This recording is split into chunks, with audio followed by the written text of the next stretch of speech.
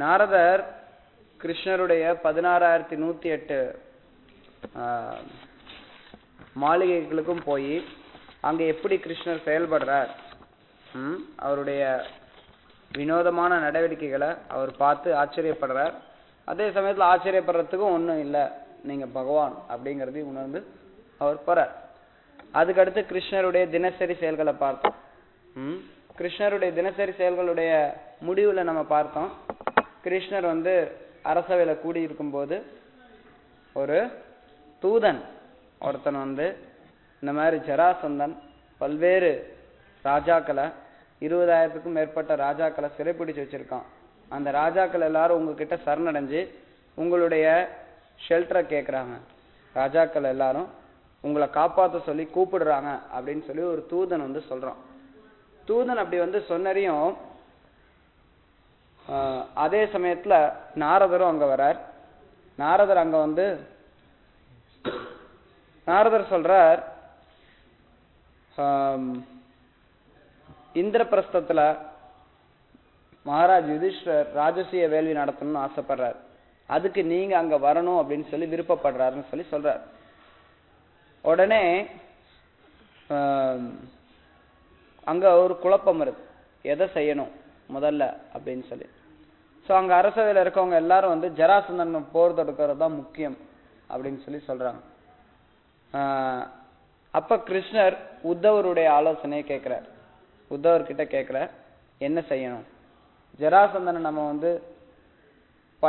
போர் தொடுத்து கொள்றதா, இல்ல நம்ம யுதிஷ்டருடைய ராஜசூய வேள்விக்கு போறதா அப்படின்னு சொல்லி ஒரு கேள்விய உத்தவர்கிட்ட கிருஷ்ணர் முன்வைக்கிறார். அது வரைக்கும் நம்ம போன வாரம் பார்த்தோம், கரெக்டா? இந்த வாரம் உத்தவர் அதுக்கு கொடுக்கக்கூடிய பதில், அதுக்கான அடிப்படையில எப்படி இந்த ராஜசூய யோகமும் நடைபெறுது, அதே சமயத்துல இந்த ஜராசந்தனுடைய வதமும் நடைபெறுது அப்படிங்கறத நம்ம இங்க பார்க்கலாம். சோ உத்தவர் ஆலோசனை செய்றார், நம்ம ரெண்டையுமே பண்ணலாமே, ஜராசந்தனை கொல்லலுமா இல்ல ராஜசூய வேள்விக்கு போகணுமா அப்படின்னு கிருஷ்ணர் கேட்கும் போது ரெண்டையுமே பண்ணலாமே, ராஜசூய வேள்விக்கும் போலாம், ஜராசந்தனையும் கொல்லலாம். அப்ப அவர் சொல்றார், ஜராசந்தன் பலம் அதிகமானவன், 10,000 யானை பலம் உடையவன். ஜராசந்தன் நம்மளால போரிட்டு வெல்றது அப்படிங்கிறது கொஞ்சம் கடினமான வேலை, அவனை கொல்றது அப்படிங்கிறது. அப்கோர்ஸ் ஏற்கனவே எது வம்சத்தினுடைய படைகள் கிருஷ்ணர் ஜராசந்தனை ஏற்கனவே பலமுறை தோற்கடிச்சிருக்கார். இருந்தாலும் இந்த நேரத்துல உத்தவர் சொல்றார், தேவையில்லாம போர் வேண்டாம். ஜராசந்தனுக்கு சமமான பலமுடையவன் பீமன் இருக்கான். சோ பீமன் இந்த போர்ல ஈடுபடட்டும். பீமனும் ஜராசந்தனும் ஒரே மாதிரியான பலமுடையவர்கள், அவங்க ரெண்டு பேரும் ஒருத்தைக்கு ஒருத்தர் சண்டை போடட்டும். அவங்க தனியா நம்ம எதுவும் பெரிய போர்லாம் வேண்டாம், ஒருத்தருக்கு ஒருத்தர் பீமன் சண்டையிடட்டும்.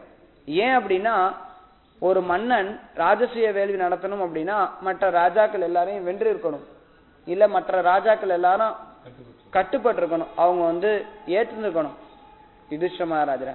சோ ராஜசூய வேள்வி நடத்துறதுக்கு ஜராசந்தன் ஒரு தடையா இருப்பான். சோ ஜராசந்தனை நம்ம கொன்னரலாம்.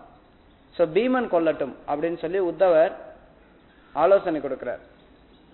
உத்தவர் சொல்றார், கிருஷ்ணா உனக்கு தெரியாத எதுவும் கிடையாது, நீ என் மூலமா இந்த விஷயத்த நீ வெளியில வாங்குற, நீ ஏற்கனவே இதை பிளான் பண்ணிட்ட, இப்படிதான் பண்ணணும் அப்படின்னு சொல்லி, இருந்தாலும் நீ என் மூலமா வாங்குற. அவர் சொல்றாரு உத்தவர், ஜராசந்தன் பீமனுடைய கையில தான் மரணம் அடைவான் அப்படின்னு சொல்லி அவனுடைய ஜாதகத்திலே இருக்குன்னு சொல்லி சொல்றார். ஏன்னா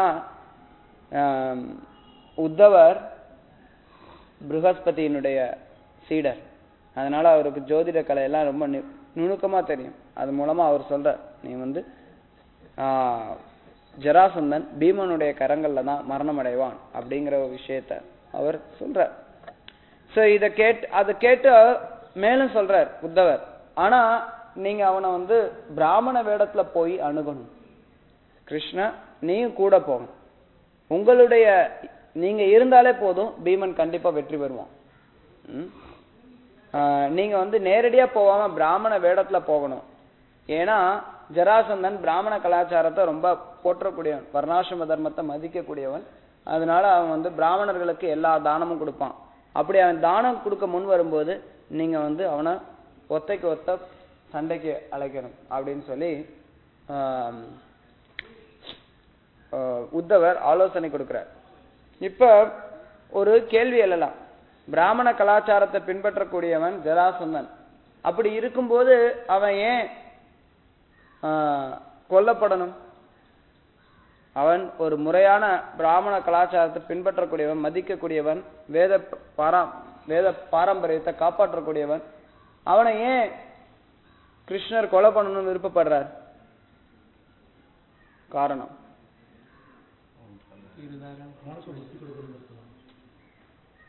அப்படின்னா எல்லாரையும் கொல்ல வேண்டியதானே? ஏன்?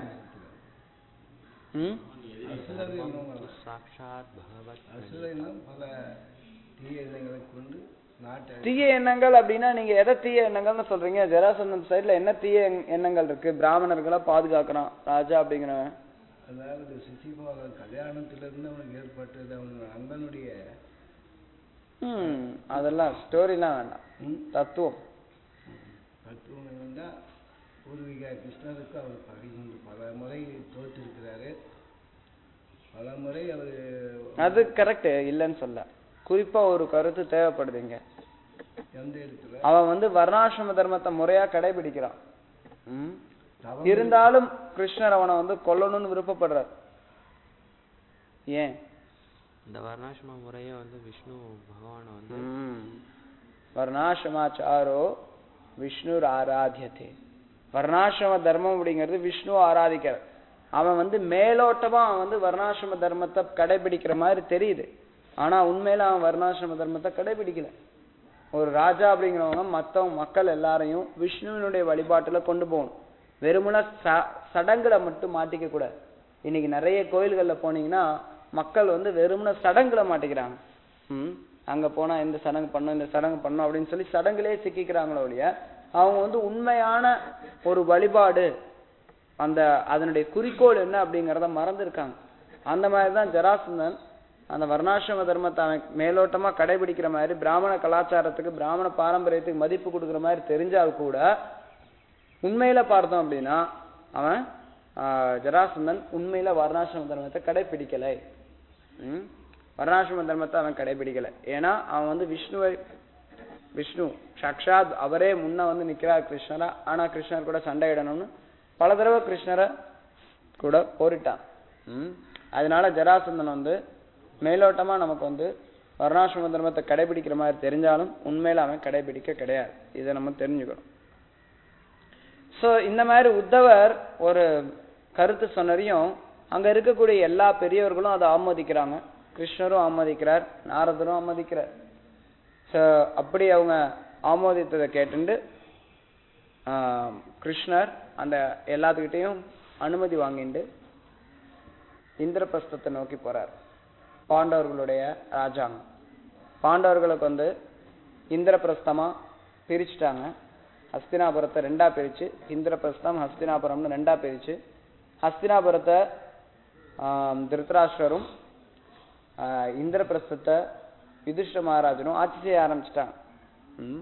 இப்படி ஆட்சி செஞ்சுட்டு இருக்கும்போது இந்திரபிரஸ்தத்துல தனியா இருக்கார் யுதிஷ்டர், இந்திரபிரஸ்தத்துக்கு கிருஷ்ணர் தன்னுடைய ரதத்துல போறார். கிருஷ்ணர் ரதத்துல போகும்போது அவருடைய மனைவியர், அவங்களுடைய எல்லா சேவகர்கள், ஒரு சில பிராமணர்கள் எல்லாரையும் கூட்டிட்டு, மகன்கள் எல்லாரையும் கூட்டிட்டு கிருஷ்ணர் வந்து இந்திரபிரஸ்தத்துக்கு போறதுக்கு தன்னை தயார்படுத்திக்கிறார்.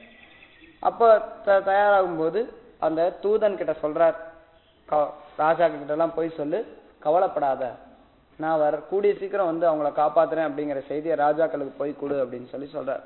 அதே மாதிரி நாரதர்ட்டியும் சொல்ற, நீ வந்து நீ கிளம்பலாம்.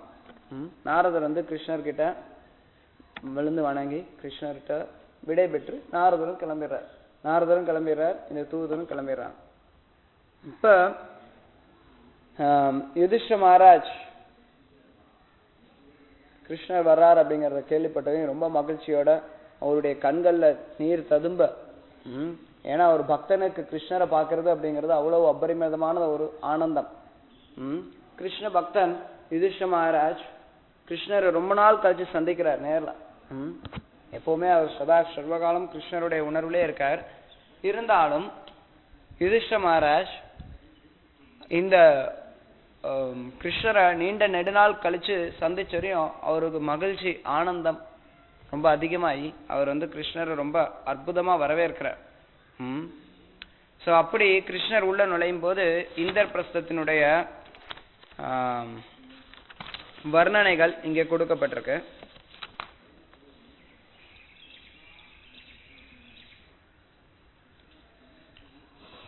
இந்திரபிரஸ்தம் எப்படி எவ்வளவு அருமையா இருந்தது அப்படிங்கறத பத்தி வர்ணனை கொடுக்கப்படுது. இந்திரபிரஸ்தமானாலும் ஒரு காடா இருந்தது. அது காண்டவ பிரஸ்தமா இருந்தது. அந்த காண்டவ பிரஸ்தத்தை பாண்டவர்கள் இந்திரபிரஸ்தமா மாத்தினாங்க. அந்த அளவுக்கு அவங்க வேலை செஞ்சு இந்திரபிரஸ்தம் ரொம்ப அழகா காட்சி அளித்தது கிருஷ்ணர் அவருடைய மனைவியரோட வரும்போது. அப்போ பகவானை பார்த்தறியும் எல்லா பாண்டவர்களும் கிருஷ்ணர்கிட்ட விழுந்து வணங்கி அவரை அரவணைக்கிறாங்க. கிருஷ்ணர் அதே சமயத்துல பீமனையும் அர்ஜுனனையும் வெறும்னு அரவணைக்கிறார். அவங்க விழுந்து வணங்கறதுக்கு அனுமதிக்கிறது இல்லை. ஏன்னா பீமன் வயதுல கிருஷ்ணரை விட மூத்தவன், அர்ஜுனன் ஒரே வயது. அதனால கிருஷ்ணர் அரவணைச்சுக்கிறார். நக்குலனுக்கும் சகாதேவனுக்கும் இது வாய்ப்பா போயிடுச்சு. அவங்க கிருஷ்ணருடைய பாதங்களை இருக்க பிடிச்சுக்கிறாங்க. அப்புறம் குந்தி தேவி கிருஷ்ணரை பாத்திரையும் அரவணைக்கிறாங்க. கண்கள்ல அவங்களுக்கு கிருஷ்ணரை பாத்திரையும் பரவசத்துல அழ ஆரம்பிக்கிறாங்க. குந்தியினுடைய பரவச நிலைகள். அவங்க மிகச்சிறந்த பக்தர். நம்ம ஏற்கனவே முன்னாடி தான் பார்த்துருக்கோம். குந்தி மகாராணியுடைய போதனைகளை பத்தி தனியா சீரீஸ் ஆஃப் லெக்சர்ஸே கொடுத்திருக்கார். குந்தி மகாராணி மிகச்சிறந்த பக்தர். சோ குந்தி மகாராணி கிருஷ்ணரை பாத்திரையும் மகிழ்ச்சி. கிருஷ்ணர் குந்தி மகாராணியை விழுந்து வணங்குறார். கிருஷ்ணரை அவங்க அரவணைச்சுக்கிறாங்க. அப்புறம் இங்க என்ன சொல்லப்படுது அப்படின்னா, கிருஷ்ணரை பார்த்த மகிழ்ச்சியில யுதிஷ்ட மகாராஜுக்கு எப்படி ஒருத்தரை வரவேற்கணும் அப்படிங்கறதெல்லாம் மறந்து போச்சான். அந்த சடங்குகள்லாம் எப்படி ஒரு ராஜா வந்தா எப்படி சடங்கு பண்ணி உறவினர் வந்தா எப்படி வரவேற்கணுமோ அந்த விதிமுறைகள்லாம் மறந்து போயிடுதான்.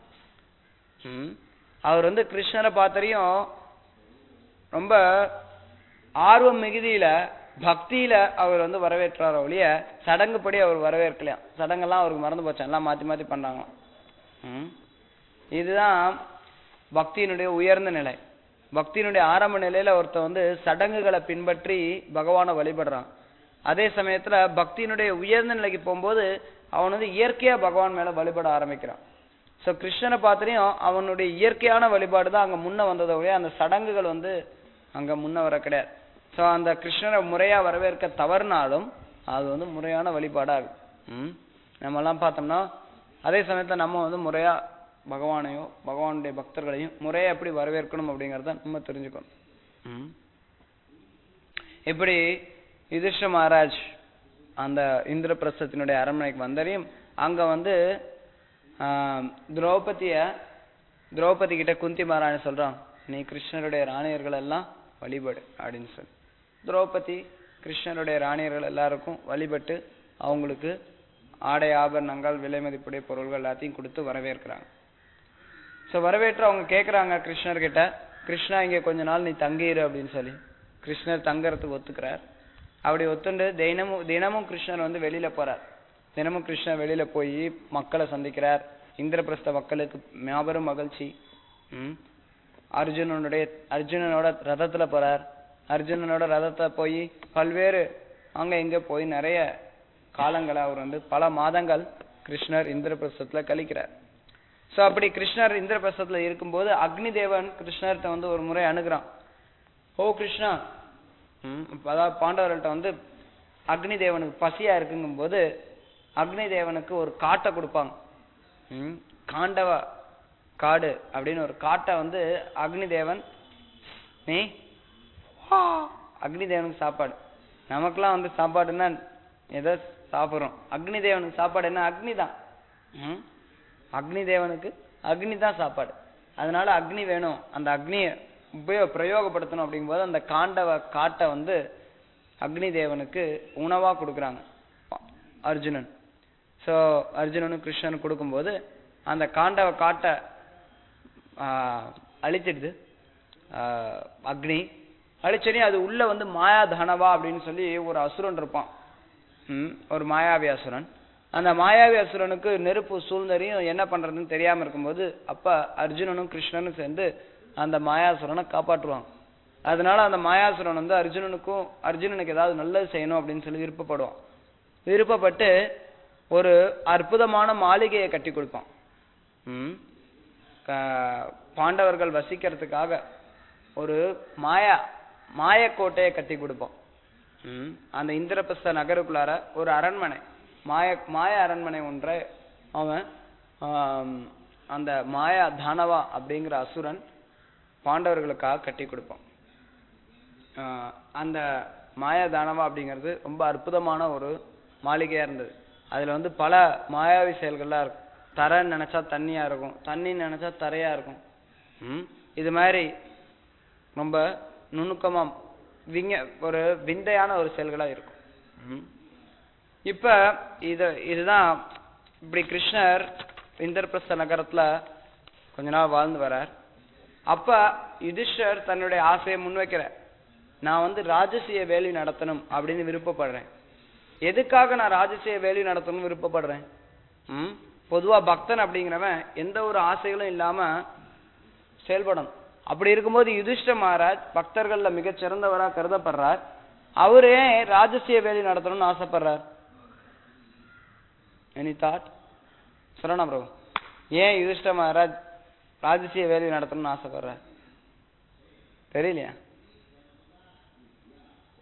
ராஜசீய வேள்வி அப்படிங்கறது அவர் தான் இருக்கிறதுல மிகப்பெரிய ராஜா அப்படிங்கறத காட்டக்கூடிய ஒரு வேள்வி. அது ஏன் ஒரு பக்தர் வந்து செய்யணும்னு நினைக்கிறார்? ராஜசீய வேள்வி நடத்துறதுனால மீதி எல்லாரும் எப்படி பக்தர் ஆயிட போறாங்க? மன்னனுக்கு கீழே வந்துடுறாங்க ஒரு விதத்துல சொல்லலாம். கிருஷ்ண பகவானை முன்னேற்றத்துக்கு அவருடைய முதல் பெயர் வைக்கிறதுக்கு கிருஷ்ணர் தான் முதல்வர், உலகத்துக்கே சிறந்தவர். அவரு நம்ம ராஜ்யத்துக்கு முன்னைய வச்சு அவரை வச்சு தான் நம்ம யாகத்தை நடத்தணும். கிருஷ்ணர் தான் முழுமுதற் கடவுள் அப்படிங்கிறத மக்கள் எல்லாருக்கும் பிரகடனம் பண்ணணும் அப்படிங்கிறதுக்காக ராஜசீய வேள்வி நடத்தும் போது அந்த வேள்வியில முக்கியமான நபர்னு ஒருத்தர் இருக்கணும். ஸோ அந்த முக்கியமான நபரா கிருஷ்ணரை நிர்மாணிக்கலாம். ஸோ கிருஷ்ணர் தான் முழுமுதற் கடவுள் அப்படிங்கிறத வர்றவங்க எல்லாரும் தெரிஞ்சுக்கலாம். மொத்த உலகமும் கிருஷ்ணர் தான் முழுமுதற் கடவுள் அப்படிங்கிற விஷயத்தை தெரிஞ்சுக்கும். அப்படிங்கிற காரணத்துக்காக தான் யுதிஷ்டிர மகாராஜ் ராஜசீய வேள்வி நடத்தணும்னு ஆசைப்படுற. மற்றபடி அவருக்கு வந்து ராஜசீய வேள்விக்கு எந்த ஒரு விருப்பமும் கிடையாது. அவர் வந்து கிருஷ்ணருடைய தூய பக்தர். அவருக்கு வந்து ராஜசீய வேள்வி நடத்தணுங்கிற அவசியம் எதுவும் கிடையாது. அவர் எதுக்காக நடத்தணும்னு நினைக்கிறாருன்னா கிருஷ்ணர் முழுமுதற் கடவுள் அப்படிங்கிறத எல்லோ மக்களும் புரிஞ்சுக்கணும் அப்படிங்கிற ஒரே காரணத்துக்காக தான் அவர் ராஜசீய வேள்வியை நடத்துறார். அப்ப கிருஷ்ணர் சொல்றார், ராஜசீய வேள்வி நடத்தணும் அப்படின்னா அதுக்கு எல்லா ராஜாக்களுடைய ஒத்துழைப்பு அவசியம். எல்லா ராஜாக்களுடைய ஒத்துழைப்பு அவசியம், நிறைய பணமும் அவசியம். அதனால நீ வந்து உன்னுடைய சகோதரர்களை எல்லா திசையிலையும் அனுப்பி எல்லா நாட்டில் இருக்கக்கூடிய ராஜாக்களையும் கைப்பற்றி அப்படின்னா அவங்க கிட்ட ஒத்துண்டுவா. அவங்கள வந்து உங்களுடைய சக்தியை பார்த்து அவங்க வந்து ஒத்துக்கணும். ஸோ உங்களுடைய சக்தியை பார்த்து அவங்க ஒத்துக்கணும், அவங்க வந்து கட்டுப்பாட்டுக்குள்ளார வரணும், அதுக்கப்புறம் நிறைய செல்வமும் வரணும் அப்படிங்கிற ஒரு செய்தியை கிருஷ்ணர் யுதிஷ்ட மகாராஜ் சொல்றார். உடனே யுதிஷ்ட மகாராஜ் அவருடைய 4 தம்பியர்களையும் 4 திசைக்கு அனுப்புறார். சகாதேவனை வந்து தெற்கு நோக்கி அனுப்புறார், நகுலனை மேற்கு நோக்கி அனுப்புறார், அர்ஜுனனை வடக்கு நோக்கி அனுப்புறார், பீமனை கிழக்கு நோக்கி அனுப்புறார். இப்படி 4 திசையிலையும் 4 பேரை அனுப்புறார். எல்லாரும் போய் எல்லா ராஜாக்களையும் வெற்றி கொண்டு எல்லா ராஜாக்களையும் பணிய வச்சு எல்லாருடைய ஒப்புதலையும் பெற்றுண்டு அவங்க நிறைய செல்வத்தோடையும் வராங்க. ஸோ அவங்களுக்கு ராஜசீய வேள்விக்கு தேவையான எல்லா செல்வமும் கிடைச்சிருக்கு. இருந்தாலும் அவங்களுக்கு என்ன செய்தி வருது அப்படின்னா ஜராசந்தனை தோற்கடிக்க முடியல. ஜராசந்தன் வந்து ஒத்துக்க மாட்டேங்கிறான். இவங்க வந்து படையா எடுத்து போக கிடையாது. போய் ஒவ்வொரு ராஜாக்கள்கிட்ட இந்த மாதிரி ராஜசூய வேலையை நடத்த போறார் மாமன்னர் யுதிஷ்டர். நீங்க அந்த ராஜசூய வேள்விக்கு மாமன்னர் யுதிஷ்டரை மாமன்னரா ஏத்துக்கிறீங்களா அப்படிங்கிற ஒரு என்ன சொல்றது, அவங்க அவங்க மாமன்னர் யுதிஷ்டரை ராஜசூய வேள்வியா நடத்துறதுக்கு தகுதியுடையவரா ஏத்துக்கிறாங்க அப்படிங்கறத கேட்டுட்டு வர்றார். ஆனா ஜராசந்தன் மட்டும் மறுப்பு தெரிவிச்சிருக்கான் அப்படிங்கிற செய்தி அவங்களுக்கு தெரியுது. அப்ப கிருஷ்ணர் சொல்றார், நீ அப்ப ஜராசந்தனை கொன்றுதான் ஆகணும். ஜராசந்தனை கொன்றாகணும். நம்ம ராஜசூய வேலை நடத்தணும் அப்படின்னா ஜராசந்தனை கொல்லணும் அப்படின்னு சொல்லிட்டு கிருஷ்ணர் அவருடைய உத்தவர் சொன்ன அந்த திட்டத்தை அப்படியே யுதிஷ்டருக்கு விவரிக்கிறார். யுதிஷ்டர் அதை தெரிஞ்சுட்டு அதுக்கப்புறம் அர்ஜுனன், பீமன், கிருஷ்ணர் 3 பேரும் பிராமணனை போல மாறுவேடம் அணிஞ்சுட்டு கிரிவிரஜா அப்படிங்கிற அந்த ஜராசந்தனுடைய தலைநகரத்துக்கு போறாங்க. ஜராசந்தனுடைய தலைநகரத்துக்கு அங்க போறாங்க. போய் ஜராசந்தனை அவன், அதாவது மன்னனுக்கு வந்து ஒரு சில நேரங்கள் இருக்கு, எந்தெந்த நேரத்துல என்னென்ன செயல்கள் செய்யணும்னு. அதன் பிரகாரம் பிராமணர்களுக்கு தானம் கொடுக்கறதுக்குன்னு ஒரு நேரம் இருக்கும். சோ அந்த நேரத்துல கிருஷ்ணரும் பீமனும் அர்ஜுனனும் ஜராசந்தனை சந்திக்கிறாங்க. 3 பேரும் போய் ஜராசந்தனை சந்திக்கிறாங்க. ஜராசந்தனை சந்திச்சு முதல்ல ஜராசந்தனுக்கு வாழ்த்து சொல்றாங்க. நீ நல்லா இருப்ப, நாங்க பிராமணர்கள், எங்களுக்கு ஏதாவது தானம் கொடு அப்படின்னு சொல்லி கேட்கறாங்க. நாங்க என்ன கேட்கிறோமோ அந்த தானத்தை நீ கொடுக்கணும் அப்படின்னு சொல்லி முன்னாடியே எடுத்தனையும் கண்டிஷன் போடுறாங்க. உடனே அவன் மனசுல நினைக்கிறான், ஐயோ இவங்க என்னடா இது, என்ன கேட்கறாங்களோ கொடுக்கணுங்கிறாங்களே, இது எப்படி கொடுக்கறது, திடீர்னு என் பையனை கொடுக்க சொல்லிட்டா அப்படின்னு யோசிக்கிறான். ஏன்னா பையன் மேல அவனுக்கு பற்றுதல் அதிகம். பையனை கொடுக்க சொல்லிட்டா உடனே கிருஷ்ணர் சொல்றார், யார் ஒருத்தர் வந்து தானம் வாலியோ அவன் வந்து ரொம்ப சகிப்புத்தன்மை உடையவனா இருக்கணுமா. அவனால சகித்து கொள்ள முடியாதது எதுவுமே இருக்கக்கூடாதான். இப்ப உங்களால சகிச்சுக்க முடியாது என்ன நாராயண பிரபு, உங்களால எந்த ஒரு விஷயத்தை சகிச்சுக்க முடியாது. அவன் ஜராசந்தனால அவனுடைய மகனை பிரியறது அப்படிங்கிறது சகித்து கொள்ள முடியாத ஒரு விஷயம். அதனால கிருஷ்ணர் சொல்ற, ஒருத்தனுக்கு வந்து சகித்து கொள்ள முடியாதுன்னு எதுவுமே இருக்கக்கூடாது, எல்லா விஷயங்களையும் ஒருத்தன் சகித்து கொள்ளணும். உடனே அவன் நினைக்கிறான், ஓ இவங்க வந்து என்னையே கேட்டா என்ன பண்றது, என்னுடைய உடலை கேட்டா தலையை கேட்டா என்ன பண்றதுன்னு.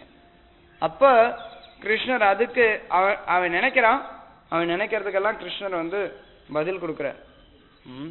ஒருத்தன் வந்து யார் ஒருத்தன் தானம் செய்யணும் முடிவு பண்ணிட்டானோ அவனுக்கு தானம் செய்ய முடியாததுன்னு எதுவுமே இருக்கக்கூடாது. எதை கேட்டாலும் அவன் வந்து தானம் கொடுக்கறதுக்கு தயாரா இருக்கணும்.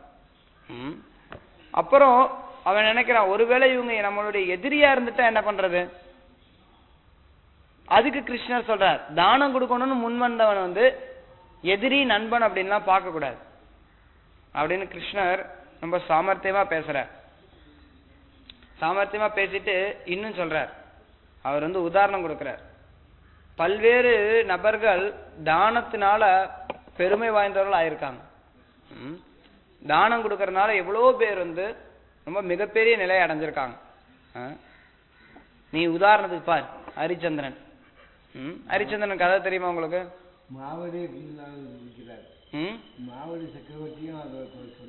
மாபலியும் வரார், ஹரிச்சந்திரன் சொல்றார். ஹரிச்சந்திரன் கதை தெரியுமா? தெரிஞ்சுக்கணும் இதெல்லாம். ஹரிச்சந்திரன் வந்து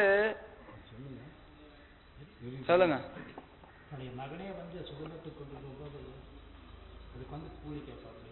தன்னுடைய எல்லாத்தையுமே வந்து அவன் வந்து தானமா கொடுக்கறதுக்கு தயங்கவே மாட்டான். ஹரிச்சந்திரன் தன்னுடைய மகனையும் தானமா கொடுப்பான். எல்லாத்தையுமே அவன் இழந்து இருந்தாலும் தங்கிட்ட இருக்கிற பொருளை தானமா கொடுக்கறதுக்கு தயங்க மாட்டான். ரந்திதேவ் வந்து பல நாட்கள் விரதம் இருந்துட்டு அவர் வந்து சாப்பிட எடுப்பார். அப்போதைக்கு அவர்கிட்ட வந்து இருந்ததையும் வாங்கிட்டு போவான் இந்திரன். இருந்தாலும் வந்து தயங்காம கொடுப்பான். கர்ணன் இங்க கிருஷ்ணர் சொல்லல.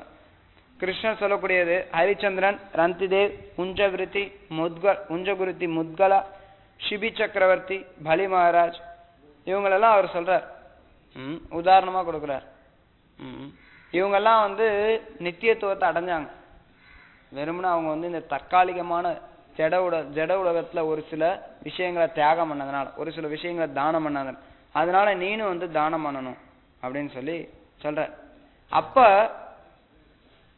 ஜராசந்தன் யோசிக்கிறான். ஜராசந்தன் பாக்குறான், இவங்களை பார்த்தா பிராமண மாதிரி தெரியல. இவங்களுடைய வார்த்தைகள் கணீர் கணீர்னு இருக்கு. இவங்களுடைய உடல் கட்டு பார்த்தா ஒரு சத்திரியனுடைய உடல் கட்டு மாதிரி இருக்கு. அது மட்டும் இல்லாம அம்பை தாங்கி அந்த தழும்புகள் இருக்கு. அம்பு தொடர்ந்து தாங்கி தழும்புகள் இருக்கு. அதனால இவங்க கண்டிப்பா பிராமணர்கள் இல்ல அப்படிங்கறத முடிவு பண்ணிடுறோம். இருந்தாலும் யோசிக்கிறான், பலி மகாராஜரை பகவான் விஷ்ணுவே வந்து ஏமாத்தினார். ஒரு பிராமண வேடத்துல வந்து ஏமாத்தினார். இருந்தாலும் பலி மகாராஜ் வந்து தயங்காம தானம் கொடுத்ததுனால பலி மகாராஜருடைய புகழ் இன்றும் நிலைச்சு நிக்குது. அதனால நானும் இதுக்கு ஒத்துக்கணும், இதுக்கு மறுப்பு சொல்லக்கூடாது. என்னதான் நடக்குது பார்க்கலாமே, என் தலையே கேட்டாலும் சரி கொடுத்துடலாம் அப்படின்னு முடிவுக்கு வரான். முடிவுக்கு வந்து ஒத்துக்கிறான். சரி என்ன வேணும் உங்களுக்கு அப்படின்னு சொல்லி கேட்கிறான். அப்ப கிருஷ்ணர் சொல்ற, நாங்க உங்க கூட சண்டை போடணும், உங்க கூட சண்டை போடுறதுக்காக வந்திருக்கோம் அப்படின்னு சொல்லிட்டு கிருஷ்ணன் சொல்ற, இந்த பாரு இது பீமன், குந்தி புத்திரன் பீமன், இது அர்ஜுனன், நான் வந்து உன்னுடைய எதிரி கிருஷ்ணன். ஏன்னா பல தடவை, ஏன்னா பீமனையும் அர்ஜுனனையும் ஜராசந்தனுக்கு அதிகமா பழக்கம் கிடையாது. அவன் பீமனையும் அர்ஜுனனையும் எங்க பார்த்திருக்கான், யாரால சொல்ல முடியும்? திரௌபதியுடைய சுயம்பரத்துல பீமனையும் அர்ஜுனனையும் ஜராசந்தன் பார்த்திருக்கான். ஆனா கிருஷ்ணரை பல தடவை பார்த்திருக்கான். 17 முறை தோற்கடிச்சு 18வது முறையும் 17 முறை தோத்து போய் 18வது முறை கிருஷ்ணரை வெற்றி கொண்டான். அதுக்கப்புறமும் கிருஷ்ணரை அடிக்கடி ஜராசந்தன் சந்திச்சிருக்கான். அதனால ஜராசந்தன் வந்து ஜராசந்தன்ட்ட கிருஷ்ணர் தன்னை அடையாளம் சொல்லிக்கிறார், நான் உன்னுடைய எதிரி கிருஷ்ணன் அப்படின்னு சொல்லி தன்னை வந்து அவனுக்கு எதிரியாவே கிருஷ்ணர் வைக்கிறார். சோ இதுல ஆச்சாரியர்கள் சொல்றாங்க, உண்மையில கிருஷ்ணர் யாரையும் எதிரியா கருதுறது இல்ல, அவன் வந்து கிருஷ்ணரை எதிரியா கருதுனான். அதனால கிருஷ்ணர் நான் உன்னுடைய எதிரி கிருஷ்ணன் அப்படின்னு சொல்ற, உனக்கு தான் நான் எதிரி, எனக்கு நீ எதிரி கிடையாது அப்படிங்கிறத கிருஷ்ணர் அந்த இடத்துல தெளிவுபடுத்துற. சோ இப்படி கிருஷ்ணர் நபர்களை சொல்லிட்டு அவர் வந்து, நான் உங்க கூட சண்டை போடுறதுக்காக வரோம், ஒத்தைக்கு ஒத்த சண்டை போடணும், இதுதான் எங்களுக்கு தேவை அப்படிங்கிற. உடனே ஜராசந்தன் பயங்கர சிரிப்பு, இது என்ன பெரிய விஷயம், ஒத்தைக்கு ஒத்த சண்டைக்கு போடுறான். நான் வந்து தலையே கொடுக்கறதுக்கு தயாரா இருந்தேன், சண்டைக்கு தான் வர்றேங்க, என் வீணா என் கையில சாவ போறான் அப்படின்னு அவனுக்கு அகங்காரத்துல சிரிக்கிறான். சிரிஞ்சுட்டு சொல்றான், ஹே சண்டை போட வரேன், ஆனா உங்கூட நான் சண்டை போட மாட்டேன், நீ ஒரு கோலை, நீ வந்து மாடு மேய்க்கிற பையன், உங்கூட நான் வந்து சண்டை போடுறதுக்கு முன் வர மாட்டேன். இந்த அர்ஜுனன் வந்து என்னோட சின்ன பையன், உடலும் வந்து பார்த்தா வீக்கா இருக்கிறான், இந்த பீமன் வேணா ஒத்து வருவான், அதனால நம்ம வந்து பீமன் கூட வேணா நான் சண்டை போட வரேன் அப்படின்னு சொல்லி அவனும் ஒத்துக்கிறான்.